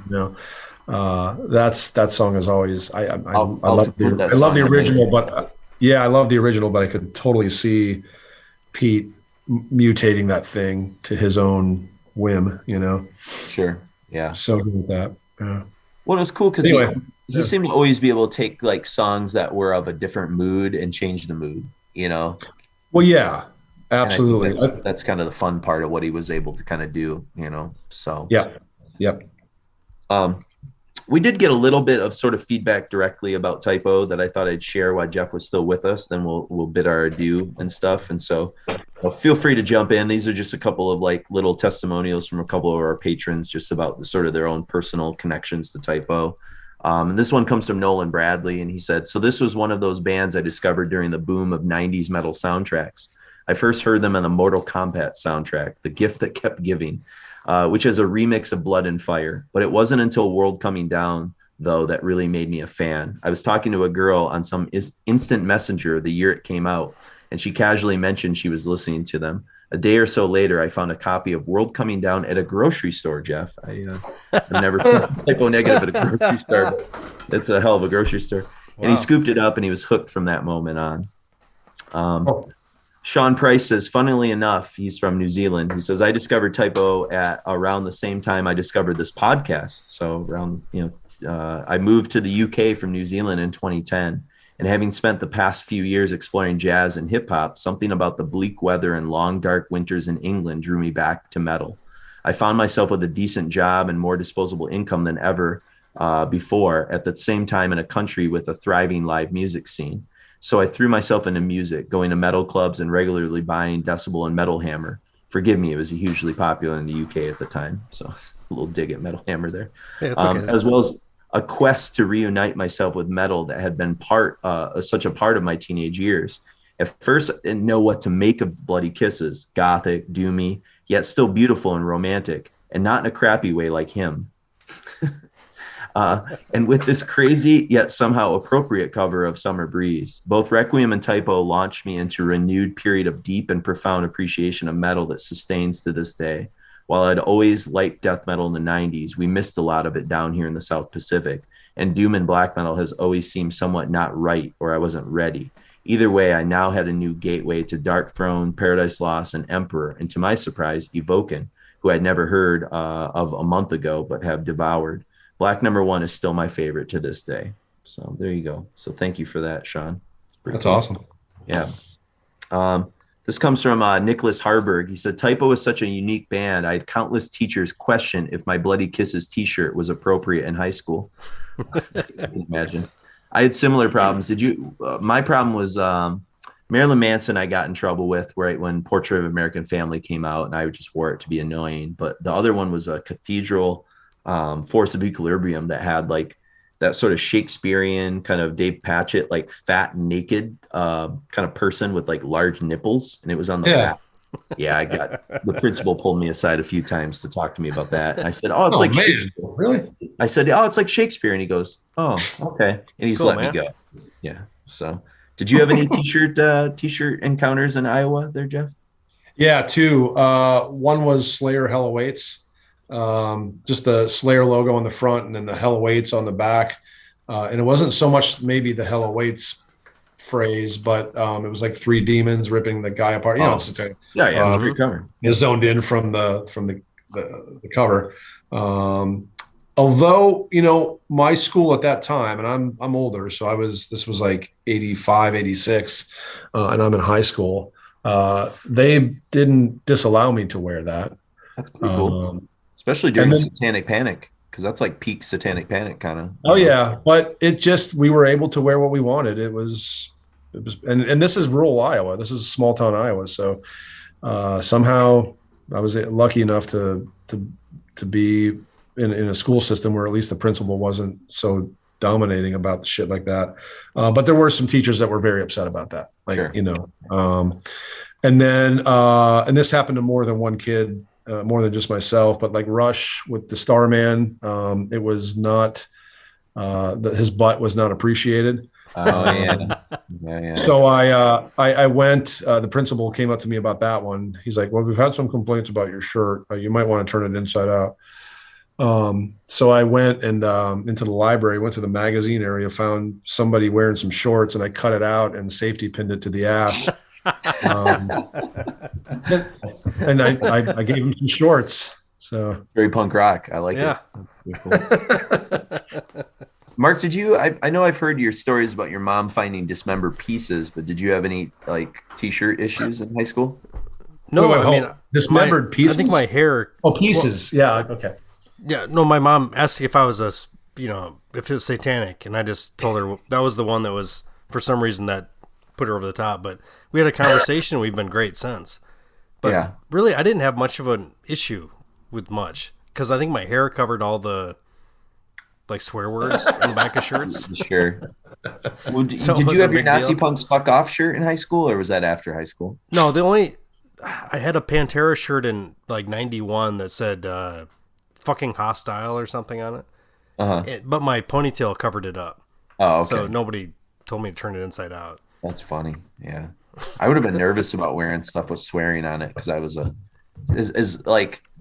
as metal as I am, I'm like somewhat of a rule follower sometimes. It's kind of weird. I didn't even think about it.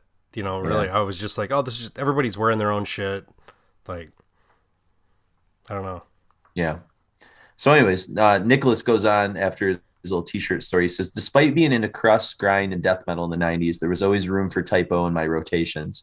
I first heard them on Headbangers Ball with the video for Black No. 1, with Steel wearing an upright bass with a chain for a strap. And then I saw them at Ozfest 97 at the Metrodome. And despite the venue being huge, Steel was a captivating frontman. Typo's lyrics haven't aged well, though. There was always stuff that was a bit cheesy, like Boo Bitchcraft, and some that you just couldn't see today. There is a strong East Coast tough guy feel to everything. Wolf Moon is a fantastic song until you dig into the lyrics and wonder why they wrote a song about menstruation, or the cringe of songs like My Girlfriend's Girlfriend. This is not even looking at the straight misogyny of the first two albums, which we talked plenty about in part one. He says the 90s albums also feel dated with the little skits and pranks to open the records. Yet despite this, Typo has had songs that would express loss and the joys and the pain of love. They always picked and performed covers better than most. Their cover of Black Sabbath on the first Nativity is still one of the best Sabbath covers I've ever heard. They had an aesthetic that was unique, and they always stayed true to their sound. They may not be at the top of people's lists, but they had a lasting impact. People know who they are in some capacity, and 2 Minutes to Late Night covered Be My Druidess last year. I had a friend who the only thing she knew about Typo was that, quote, Peter Steele didn't pull some Kip Winger bullshit when he was in Playgirl, end quote. So what did Kip Winger pull? He must have. That's lost on me. Was he not fully nude or something? I think he didn't reveal everything, if memory serves. Okay. So Pete just let it all hang out. So yeah. And then if you're that size, Yeah, well, you gotta do what you gotta do, Yeah. And then our resident, he always writes in for a lot of things, Jeff. His name is Seth Forsman. And we actually met him at Beer and Metal Fest. It was pretty cool to meet a patron, Not sure why I'm just now realizing that I can share him. Oh, okay, never mind. He says, Typo are gospel. Like most people I know who are into them, I discovered them on Headbangers Ball from Christian Woman. I also remember seeing an article about them in Metal Edge or Guitar World or something back around the time Bloody Kisses came out, where Peter Steele was talking about cutting himself to let female fans taste his blood. Hard to say if that was just more fun talk show humor for him or not. And there was a picture of him playing that gnarly bass with the chain strap, and I was totally sold. When I first heard the rest of the album, I was a little disarmed with how overly erotic and sensitive it was, while still coming off kind of scary and brutal in their overall aesthetic. There was a lot of humor injected into the whole thing, which made it a little confusing emotionally. But I think it was just the New York City tough guy way to express yourself without going too far. I played that tape nonstop for the next 3 years and made mixes with these Bloody Kisses tracks in rotation with songs from Far Beyond Driven and Las Exorcisto and Danzig stuff. See, Seth and I are the same age, so I can relate to that moment. 3 years later, I was 16 and had taken my first solo trip to the mall in my dad's car with my newly acquired driver's license, smoking cigarettes the whole way, playing a stereo way too loud, and just excited to be out in the open road. My first stop at the mall was always wall-to-wall sound to look at CDs. I was overjoyed to see on the new release wall that thorny cover and familiar font to the album that would end up being the thing that kept me from the brink for many, many years to come. October of Rust felt like someone had studied my brain and concocted the perfect collection of music and sound to soothe my teen angst and rage. It didn't hurt that it was fall when I bought the album, and I grew up in a rural area where the foliage and overall raw outdoor vibe during those creepy autumn months provided an amazing backdrop for back road listening. I probably lapped that album 5 times on my shaky car Discman while driving around on every back road I knew within 50 miles of my parents' house. It was the ultimate lament on the death of my recent summer, my childhood, my lack of a love life, my insecurities, sadness, rage, and hormones.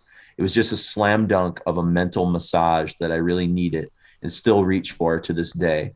Once I had lapped the album like 5 times, I realized I was about 3 hours late for being home when I said I would be, and I was almost out of gas. There were no cell phones back then, so I had to race home, spraying mud all over the sides of my dad's white car on the muddy dirt roads. I managed to burn a hole in his seat with my cig and brought his car back running on fumes. After he finished screaming at me and telling me I was done driving, I acted sorry and then skulked back to the cozy confines of my teenage bedroom, put on my giant headphones, a la Mitch from the end scene of Dazed and Confused, and drifted off listening to Haunt It for the 10th time that day. Typo has had albums after October Rust that I love, but they never quite put me in that same warm vampiric embrace that they did that day. I would give just about anything to have been able to see Peter live while he was still with us. Thankfully, there are some amazing live shows on YouTube from Vakken and other shows that I can still crank up and imagine having been there. No band since, and most likely no band to come, has ever made a piano sound so fucking heavy and foreboding, yet comforting at the same time.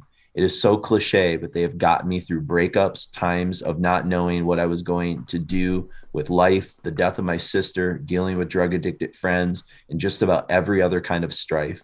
Typo negative for fucking ever. Thank you for doing this episode. It means a lot. So, awesome. Yeah, nice words, there. So I just thought, I asked for any testimonials from any of our kind of patrons and fans and stuff. And those were a few of the people that kind of wrote in and had some words about Typo there. So, but we did also get some feedback about part 1. I don't have it queued up right now, but people really, really loved. They basically, what they said is that was the quickest 5 hours they'd ever experienced. And they just said it was breezy and just really it just flew by. That was I got that from multiple people. So good. That's great. I'm glad you could be here, Jeff, because this was a fun thing to kind of put together, and hopefully Hunter's not too jealous of you cheating on him a little bit, but hopefully he's been on some podcasts recently too. So has he? Oh, that cheating bastard. Just kidding. It's all good, as the kids say. So you've got the book coming up. Anything else kind of going on? I know you guys just did the Paul Chain episode and the Master's Hammer episode. Master's Hammer episode was great. I didn't know shit about that band, and that was real fun to listen to. Oh, cool. Yeah, right on. I tried to buy some of the stuff, and I was like, fuck. It's tough. It's pretty expensive. Yeah. Worth it, but expensive. I know. I've dropped some money on that band recently, but the next one is Fusion Decapitations Part 2. Our 5th episode was Fusion Decapitations, and we just went through and blasted people with just the most badass jazz fusion that we could think of, or just things that we just really like ourselves. And then after that, we are probably going to do Norwegian episodes for about 4 or 5 in a row, because that's kind of been the basis of. It's like your go-to, or the foundation of our podcast. And I think we really want to get back, and we've got some really interesting things to talk about. So we're going to start getting into Norway and not leaving for a while. So that should be interesting. And I still what that's like here with American Doom, not leaving it for 6 months. So yeah, right. I know. So, well, thanks, guys. This has been super fantastic. I love talking to you guys always, and I'm so glad that you put so much attention and heart into this and give it so much time. So I can see why people would think that those 5 hours are breezing by, because good music can kind of warp time, right? Absolutely. So thank you once again, Jeff. This has been incredible, and I'm sure we'll be in touch, as they say. Always. Take care, guys. All right, take care, Jeff. Cool. Thanks. Awesome. See you. All right, bye. So, Mark, as we kind of wrap up everything with this American Doom series, we do have some new patrons that joined in just like the last week or so. 3 new patrons. One from Sweden, Jacob Strand. Oh, nice. Then Jeffrey Stano. And Jason Eichner, I believe from America, but somebody where dollars are actually coming in. So I only know that Jacob's from Sweden because of how the donation thing is kind of coming through a little bit. So awesome. But I've got some other kind of little testimonials here. Let me. Hey, look at this! I just checked my email, and about 1 hour and 5 minutes ago, Eric Marshall became a Patreon. So they're good. Oh, thanks, good for you, Eric. You just got in right on. Actually, he wrote me something. He found me on Twitter and said he discovered us through Neurosis, and he was like, "Dude, I want to become a patron." And so I was like, "Awesome, awesome." Get after it. Let me see here. This was kind of an interesting one. This comes from Nolan Bradley, and I probably should have read this when Jeff was here, but it's okay. We can kind of comment on it. Oh, sure. And he had a lot to say. He said, "Dudes, 5 hours. Y'all are crazy. I haven't finished the episode yet. I'm about 3 hours in." And he said, these are the episodes I didn't know I needed. Back when you guys took requests, Typo Negative was always at the forefront of my mind, along with Thor. That's kind of interesting. Okay. I haven't really listened to much Thor. I know who he is, but I haven't really listened. Yeah, I know his albums, but I don't know. He's actually done something for one of my books too. So. Oh, really? That's cool. Yeah, I know. Didn't you go see him at like Royal Oak or something like that? No, a couple years back. Alan, our friend, went to see him. Oh, is that what it was? Okay, gotcha. But Nolan goes on. He says, "But I always thought between everything I learned on my own and reading Jeff's book, which I'm going to pull out and reread, how much more could I learn? Turns out quite a lot still. Listening to you guys share stories literally almost brought me to tears, thinking about Peter and his legacy and his too soon passing. I love the chemistry you guys have with Jeff, and he needs to be back for more. Can't wait for the next part." So that was one of the comments I kind of got from that. Cool. Yeah, I've known Jeff since 1996, or actually before zine times. Yeah, no shit. This comes from another. I can't remember if he's a patron or not. I want to say he might have been or might be, or at least he's a longtime listener because I've talked with him for years. But it's from Jesse Levy, and he says, "I haven't listened for a while, but I'm loving the discussion so far. I'm only a little way into the first Talkset, but I wanted to comment a little on some of the discussions surrounding PC culture and the oversensitivity in the Me Too era. First off, I really hate the term PC. I won't get into why, but I'll just say that the term doesn't actually mean what most people think it means. But I understand also that it's just become the nomenclature in our society, so I digress. Anyways, I think this is a super interesting topic, but one that is a little more complex than I think we would like it to be. Historically, metal has kind of been dominated by white men, even though I don't think that metal fans have been deliberately exclusionary towards women, people of color, LGBT community, etc. In fact, I'd like to think that most of us are very accepting and inclusive, not just in our day-to-day lives, but also when it comes to our community as a whole. But for better or worse, we do kind of have an image of being music for straight white dudes. It's easy to sort of brush that off and say that it's not our fault. And yes, a lot of that is out of our control, but it's something that we kind of have to live and deal with.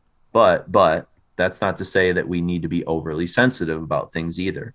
Phil Anselmo is kind of a racist prick, but I like his art, and it isn't overly racist in his art, so I can kind of get past that. Others might not be able to, but that is for them to decide. But I don't think that others get to decide for me. That makes sense, if that makes sense. But with regard to Typo Negative, you're absolutely right that it isn't meant to be taken completely seriously. I'm a huge fan of Devin Townsend, and I remember him saying in an interview that he really regrets the song Rape Song that he did on A Strapping Young Lad self-titled record, even though the song wasn't about what some would automatically assume it was about. but the regret is still there. And sometimes when you're young and pissed off and you express yourself in ways that maybe your older self kind of questions, but still, I do think it's important that we as metal fans recognize some of the image problems we have, whether deserved or not, and that just to try to be open to some of the criticism now and then. That's all. Sorry, this turned into an essay and a TED Talk. LOL. So, because we kind of went down that road a little bit. So that was kind of cool to hear some kind of comments and things there. See, I got a few more. This one's from Twitter.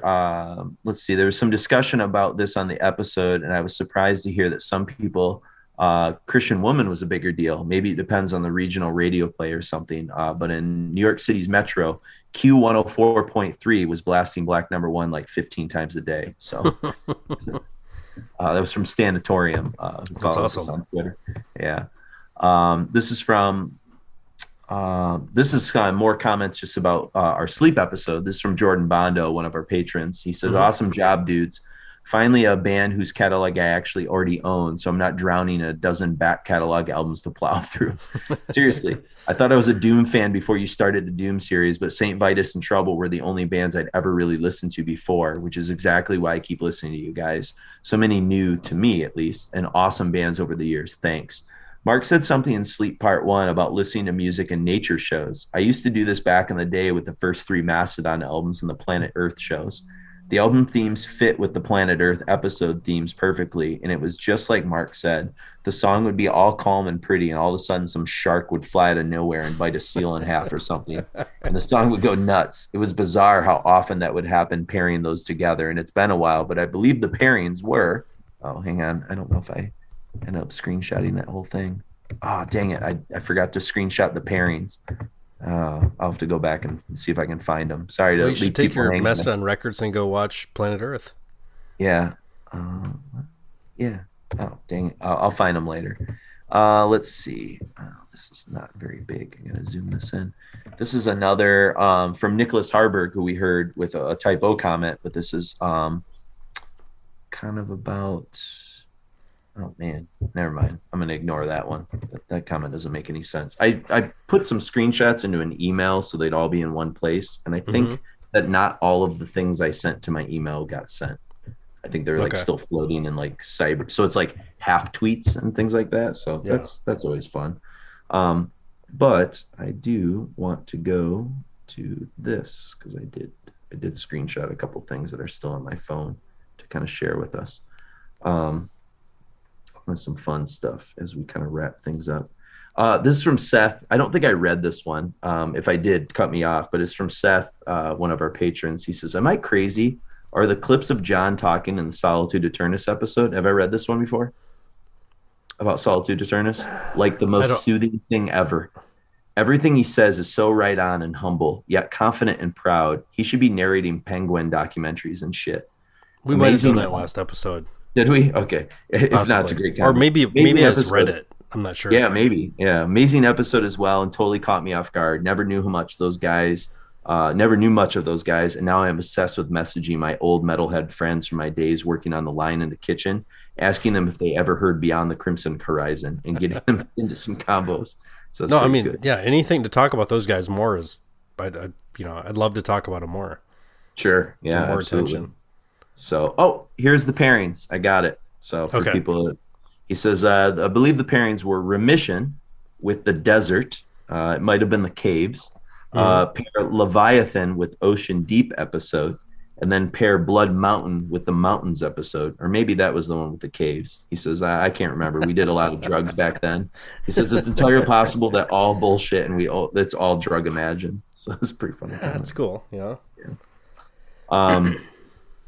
Speaking of, have you heard the new Mastodon? I don't know if you've listened. Did you? No, I mean we had a group text talking about it, but I hadn't had a chance. I didn't realize it was out already. I'm going to give it a listen. I haven't been into a Mastodon record in like a decade. Like I bought the last few, and I like a song here and there. And I'll be honest, I liked Emperor of Sand. I was going to the gym at the time, so I would I'd listen to that quite a bit. This one, it's a double record if you haven't heard it. So I just kind of digested it in like little chunks. I didn't try and like listen to it in like one whole sitting. I think that's the best way for it. But I mean, I know it more from like Paul Romano I talked to him at the Decibel Fest And so, like, I was talking to him about the layout of it, the cover. Yeah. So that's what I know more now than the actual music. Gotcha. I didn't even realize it was out yet. All I can say is there's a couple of tunes, and I think Chris agreed with me because we kind of having like a one-on-one about it. There's a couple tunes that have some real kind of Catatonia vibes, and I was feeling it. And the whole thing's about grief, and just kind of reminded me. One of our patrons, who's a close friend of mine, has had a rough couple years, and he was the one that kind of gave me a heads up and was like, I'm kind of getting mentally prepared to really dive into this record, knowing I kind of need it because of grieving and things like that. And so I kind of listened to it in his honor and stuff. And it kind of helped me get some more dimensionality out of it. So there's a few songs that ones I'm probably not going to go back to very much, but there's enough there that I think it's got some cool stuff. So, well, no, between like Braun's sister's suicide years ago, and then like I think Troy's wife had cancer. Like, there's a lot of shit that those guys have gone through in the last couple of years. So it's cool they can work that into an album. Sure. Yep. Absolutely. As Pete did. Yes, just like Pete. So, a couple more kind of comments as we sort of reflect on this, the doom sort of stuff that we've been into. Guy on Twitter a couple days ago, Droid. Is his Twitter handle. I think he's from Canada, but I'm not 100%. But he's got like a couple thousand followers, and he's been a big fan. And he just said, he tweeted at us, and I think he was kind of sharing this with a fan. But he said, Podcast Requiem's 3-part series on acid bath is absolutely fucking incredible. And then he says, you two go into crazy amounts of fucking detail. I love the music breaks in between discussions as well. King shit. So that was kind of nice of him. Awesome. I'm glad. And then we got a nice one. Was it about 9 hours for acid bath? Oh yeah, it was long. that's it. So this one I think might have been from Joe Schaefer, and it's about our sleep episode. Mm-hmm. And he says, context. Dope smoker and long form doom in general was big for me in college, but as my cannabis consumption has declined, so has my appreciation for that music. Also, while I love sleep, I've always preferred High on Fire. Similarly, while I love both, 9 out of 10 times I prefer to listen to Motorhead over Black Sabbath. Interesting. All right. Okay. He says, great job, guys. Maybe it was a low-grade fever, but you succumbed in giving me a new window into an old, somewhat cold love. I've yet to hit the sciences section, but I'll say this. The Clarity remains my favorite sleep thing I've ever heard, mostly for the reasons that it seems many sleep fans and even Jason and Mark might struggle with it. I like Pike's more aggressive attack. I like the way he incorporates what he's learned as a soloist into High on Fire to Sleep.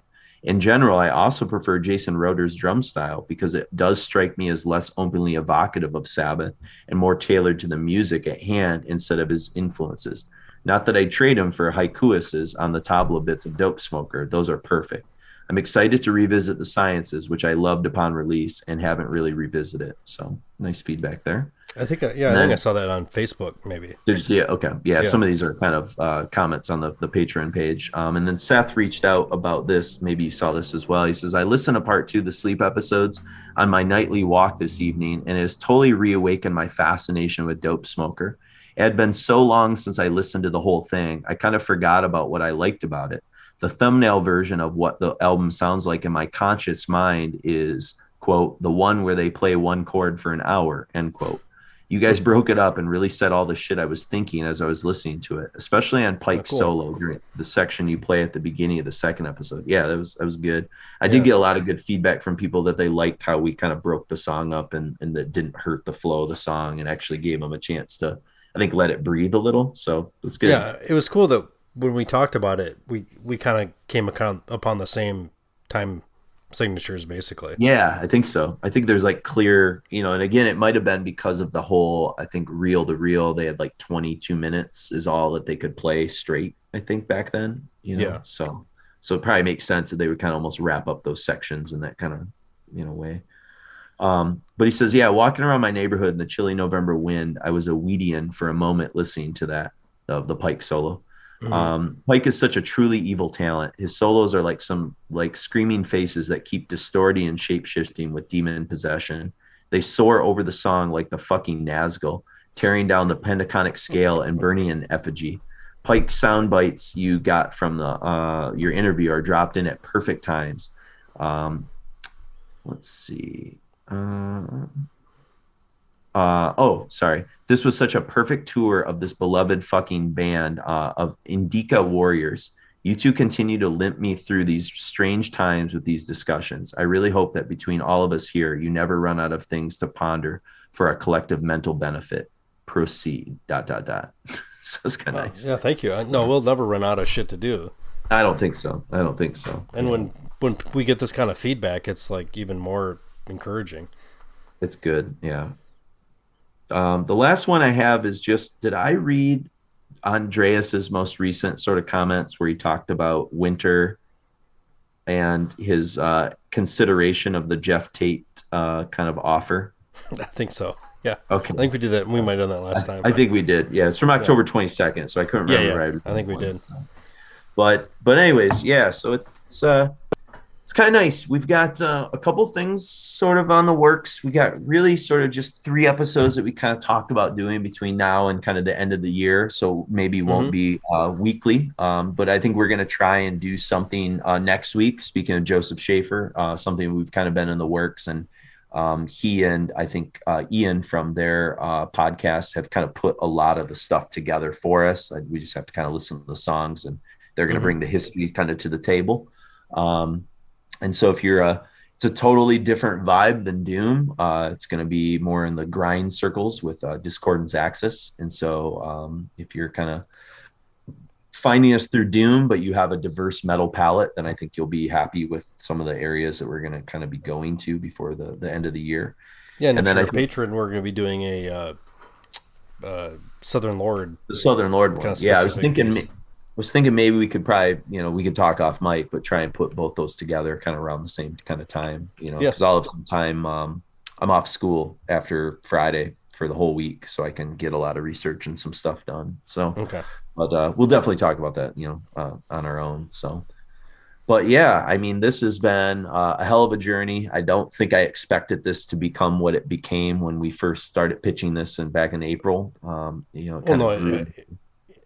As this show does, we kind of upped the ante. Yeah. And I think it really helped with everything with like lockdowns, COVID, all this shit. The last couple of years, we kind of took that opportunity to really sink into doing some stuff that was way more in depth than we've ever done before. Yep. And with I can't guarantee and everything else. Like that was a big deal. Yeah, and I mean, I think I think the interviews will be there when we can do them. I don't know. Not everything will be that way again. Yeah, I just think this is a specific thing. It's a lot of work. It is. It's a lot. Between doing the interviews, then editing the interviews, and then editing it all together, and just doing the shows are pretty long as it is. So. Yep. So I hope that you people appreciate what we've done for you. Yeah. I think everybody's on board. I think they are. So, if you're interested in kind of becoming a patron and getting some access to these bonus episodes that we've done, especially over the holiday season when maybe you have a little bit more free time and maybe some of our new episodes are coming out a little less frequently, 'tis the season, We're going to take a little bit of a break. Yeah. Yeah. We've got a couple big ideas. We do have kind of hopefully a big end of 2021 kind of blowout ideas that we kind of have in the works. Yeah. We're hoping to pull them together because they are kind of timely, and that's as much hints as you may get. Mm-hmm. But yeah, if you want to become a patron, we've done like probably 15 to 20 bonus episodes. I think I was looking the other day, episodes that aren't available to sort of, our regular listeners, including this upcoming Southern Lord kind of Doom sort of capstone. A good 30 plus hours extra. Yeah, lots of stuff. There's even some bonus episodes from the Thrash series that we still haven't put up yet. Mm-hmm. Devastation episode from the Texas Thrash Band, and which is a lot of like other 5 hours. Yeah, quite a bit of good stuff kind of going on there. So you can go to patreon.com/Requiem podcast, or you can go to Requiem podcast or requiemmetal.com, requiemmetal.com, and you can click on the Patreon link there. You can also search for our episodes there, for our old first 160 episodes. If you want to know where that catalog is, because we still have to build in kind of a table of contents on the website, but if you actually like us on Facebook, if you are a Facebook fan, if you like Requiem Metal Podcast, there is a pinned link when you go to the Requiem Metal, podcast kind of Facebook kind of business page. And it's basically all the Google Doc links, and you can click on that doc and it will take you directly to all of the first 160 episodes. And so I don't know if people know that, but that's a really nice resource. I've shared that plenty of times with our patrons, and I've put it out on kind of just the regular, Facebook for people that see it. But, hopefully maybe over Christmas break, that can be kind of a little project. I'll have Mark maybe show me how to, maybe transfer that doc that I have into maybe a table of contents so people can find those old episodes a little bit easier.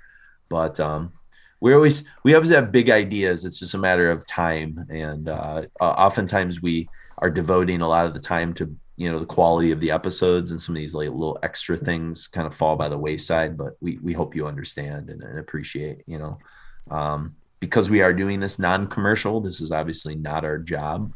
So it's just kind of a hobby that's gotten, rapidly out of hand. We have no corporate sponsorship. We don't have advertising. The only people that help us with this is the patrons. Is our patrons. Yeah, absolutely. And so we really do appreciate the people that have signed up to become patrons, because it kind of helps us do a lot of extra things, and have the motivation to kind of go the next mile and go on these long kind of, music documentaries. That's really what we kind of tried to do with the Doom series, is that, now you have like a documentary of this really incredible, brushstrokes of kind of American doom metal. And we tried to do similar things with the thrash metal series. And I'm sure we'll be doing other things like this down the road as 2022 kind of approaches and stuff like that. So, everybody's getting older and we want to like have documents, I think so.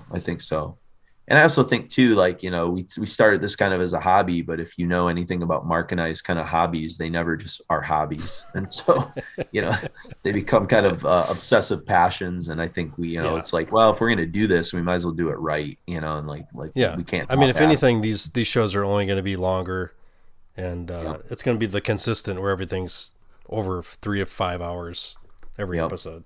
Absolutely. So, if you have some feedback, shoot us an email at requiempodcast@gmail.com if you want, or obviously a lot of those comments I just read were left on Twitter and on Facebook, and on the Patreon page, where you can also leave comments if you are a patron. And if you could, would really appreciate it to go on iTunes or Apple Music and leave a comment there and a rating. That does kind of help us out a little bit. Share the podcast with your friends. That's kind of gotten us a lot of attention. A lot of people found us through Neurosis and some of these other kind of bigger episodes. I have a feeling when Typo sort of gets out there, in the Typo community, I'm hoping that, it's a bigger band than some of the bands we normally cover, and so that could hopefully turn some of you into new fans. So if you just kind of found us through Typo, then stick around. I think there's some kind of cool stuff on the way. And Mark, it's been a hell of a doom metal series journey with you since April. I don't know, it's hard to kind of wrap up feelings. It's kind of like when we came to the end of the thrash metal series. It's like a tear in my it's both simultaneous joy and kind of like sadness. I'm happy that we're done and some of the stress will go away, but it's also like, damn, we just did that. Well, it cool. Feels like we had kids. We saw them like graduate high school and college and get married and have kids. Yeah. Like everything is like, we're always on the same page as like, let's keep pushing this as far as we can go. And like, just like the people we get comments from, like that are listening to this that we didn't hear before, is very encouraging, Yeah, people are digging it, and I'm just really happy. I hope you really enjoyed having Jeff here. It was it was great. Love Jeff. I love having Jeff. So, if he's listening, if he's made it to the end of his own episode at this point, thank you, Jeff, once again. So, but Jeff's given us a good 7 hours of his time. Oh, so God, the poor guy. Between him and Albert, we've put the two of them through the ringer the last few months.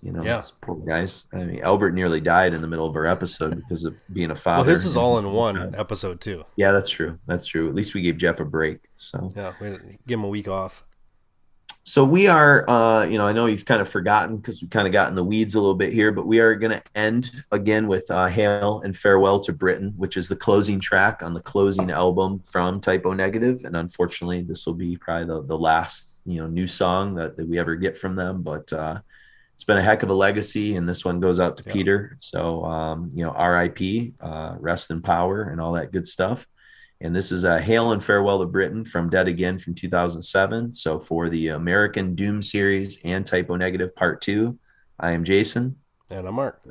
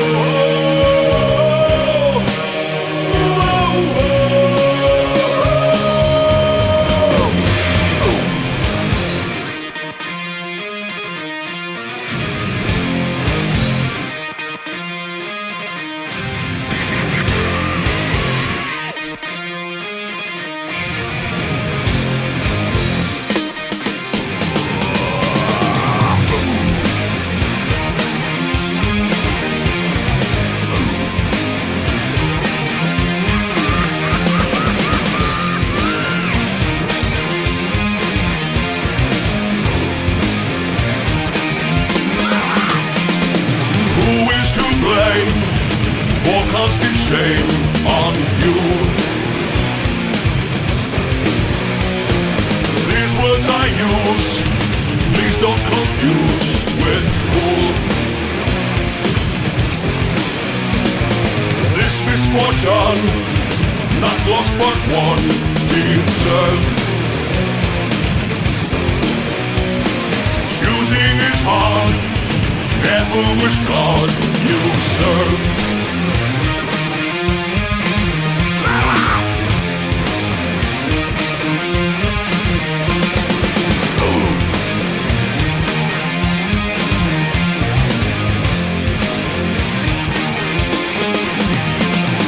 Traitors many, surrounding me, cowards. Conspiracy, so clear to see, flowers.